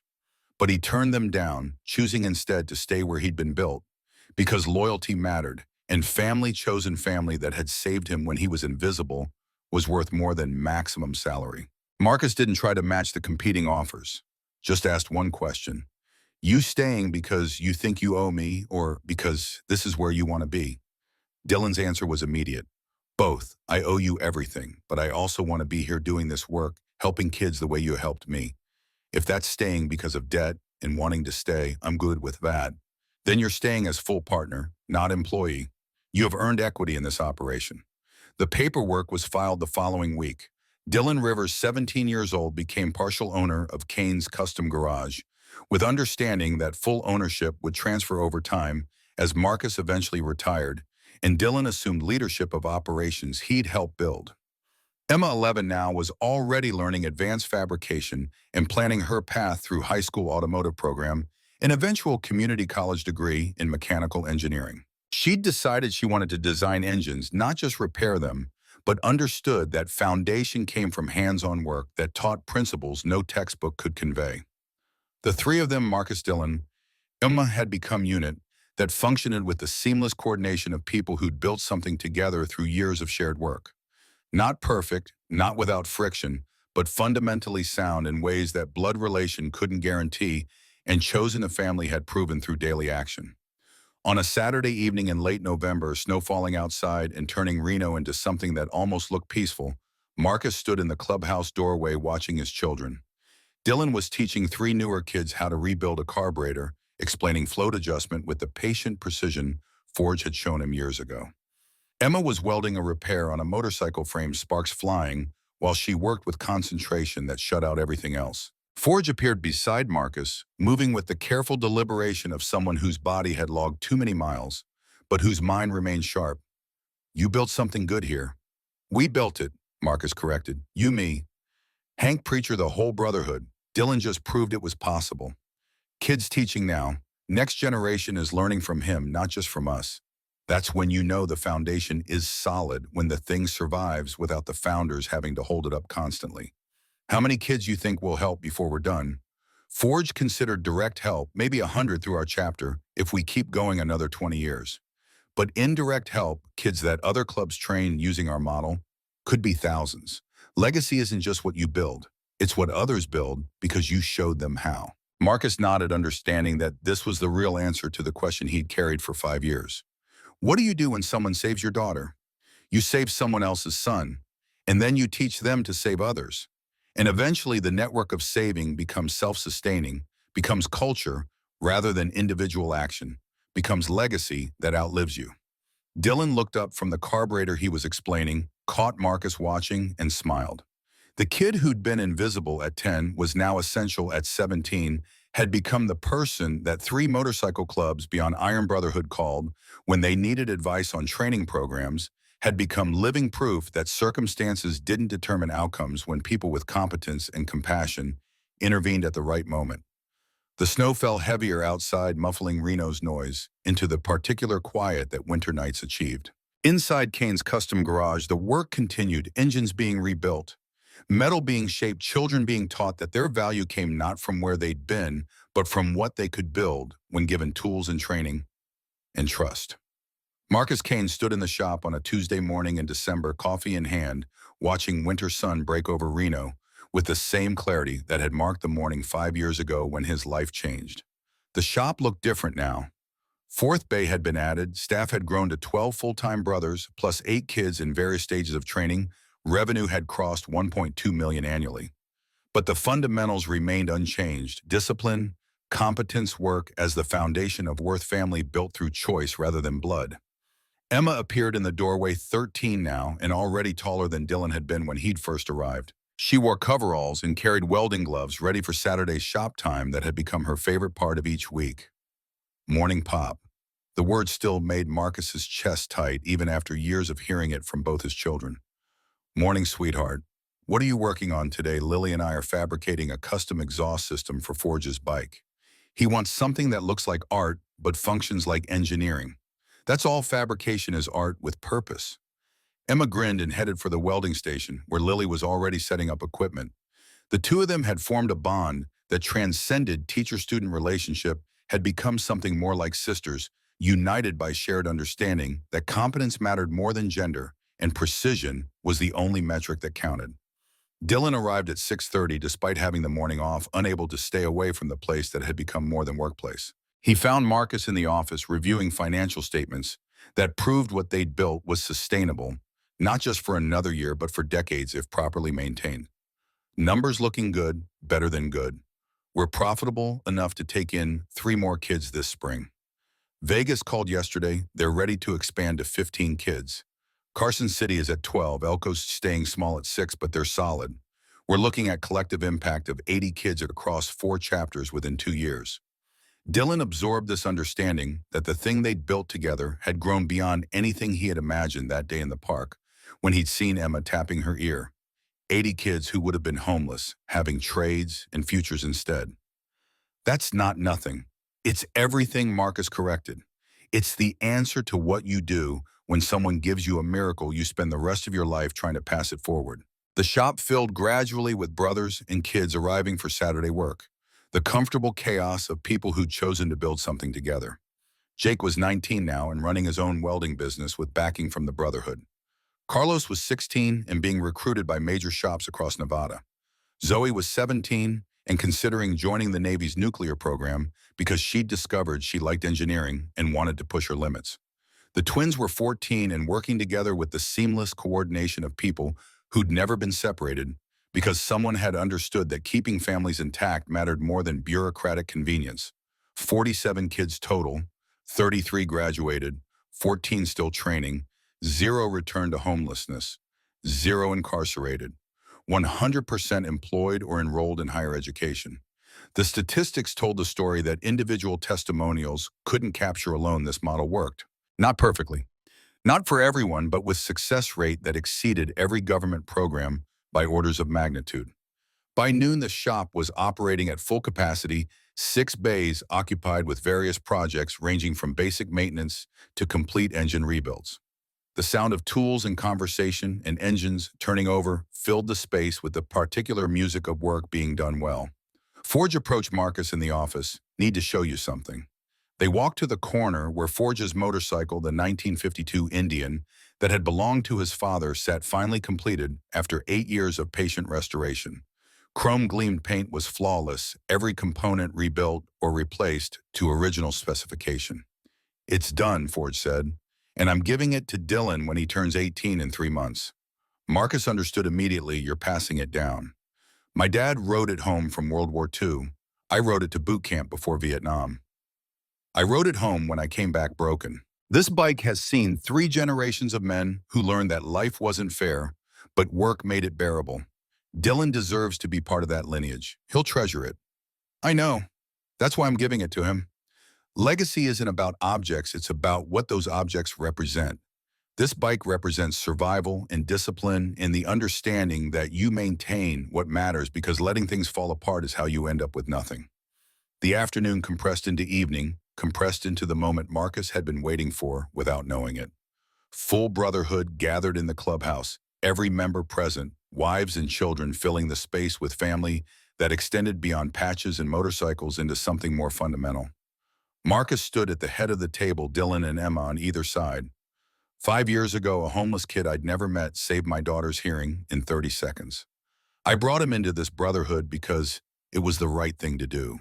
But what I didn't know then was that he'd save all of us in a different way by proving that family could be built through work and choice, that legacy wasn't about blood, but about what you pass forward. He looked around the room at faces that represented decades of brotherhood, at kids who represented the future they'd built together. Dylan's law started as one kid. Now it's 47 across 4 chapters. But the real number isn't 47, it's every kid. Those 47 will help someday. Every person they'll teach, every life they'll touch because someone touched theirs. That's how legacy compounds. Not through one person doing everything, but through everyone doing something. Forge raised his beer to Dylan for showing us the way. The toast echoed to Dylan, but Dylan shook his head, standing slowly, not to me, to all of us. I survived 2 years on the streets because I learned to work and help people. But I only thrived because this brotherhood taught me that survival wasn't enough. You had to build something worth surviving for. Marcus gave me family. Forge taught me skill. The brotherhood gave me purpose. Emma reminded me what love sounds like. That's not about me. It's about what happens when people choose to see someone everyone else ignores. He paused, gathering thoughts. My mom told me once before she died, help is how we survive. I didn't understand it fully until I came here. She meant that helping others isn't charity. It's how you stay human when everything tries to make you hard. It's how you build community when isolation is easier. It's how you leave the world better than you found it.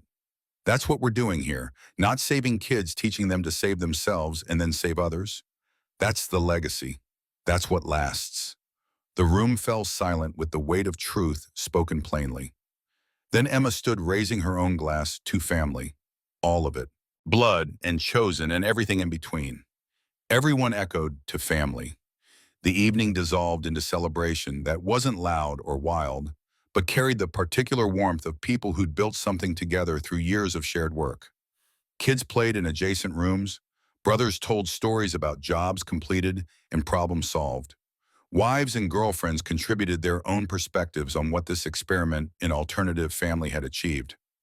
Late that night, after most people had gone home and the clubhouse had emptied to just core members, Marcus found himself back in the shop, alone with his thoughts and the smell of motor oil and the particular silence that came after noise. Dylan appeared in the doorway, reading his mind, or just knowing that sometimes you needed to stand in the space where work happened and remember why it mattered. Can't sleep, just thinking, Marcus replied, about everything that changed because you saw what 17 doctors missed. Dylan crossed to where Marcus stood near the workbench where that first engine had been rebuilt 5 years ago. You know what I think about? If I'd been too scared to approach Emma that day, if I'd stayed on that bench and done nothing, how different everything would be. But you didn't stay on the bench. That's what makes you who you are. You saw someone needed help and you helped even though it was risky. That's character. That's why this whole thing worked. It worked because you believed it could work. Most people would have given me one day's work and moved on. You gave me a family. Marcus's hand found Dylan's shoulder, and you gave me back my daughter, gave Emma a brother, gave this brotherhood proof that we could be more than just guys who worked on bikes. That's even trade in my book. The quiet settled between them, comfortable and complete. Outside, Reno slept under winter snow. Inside, 2 men who'd become family through choice rather than blood stood in a shop that had become home-building legacy that would outlast them both. Because 5 years ago in an afternoon park where invisible children waited for someone to see them, a homeless boy with calloused hands had demonstrated that sometimes the solution to impossible problems came from the most unexpected places. And sometimes the person you saved ended up saving you right back. That was the miracle. Not the 30 seconds that gave Emma her hearing, but the 5 years that followed when everyone involved learned that family was something you built through showing up every day and doing the work that mattered. The rest was just details.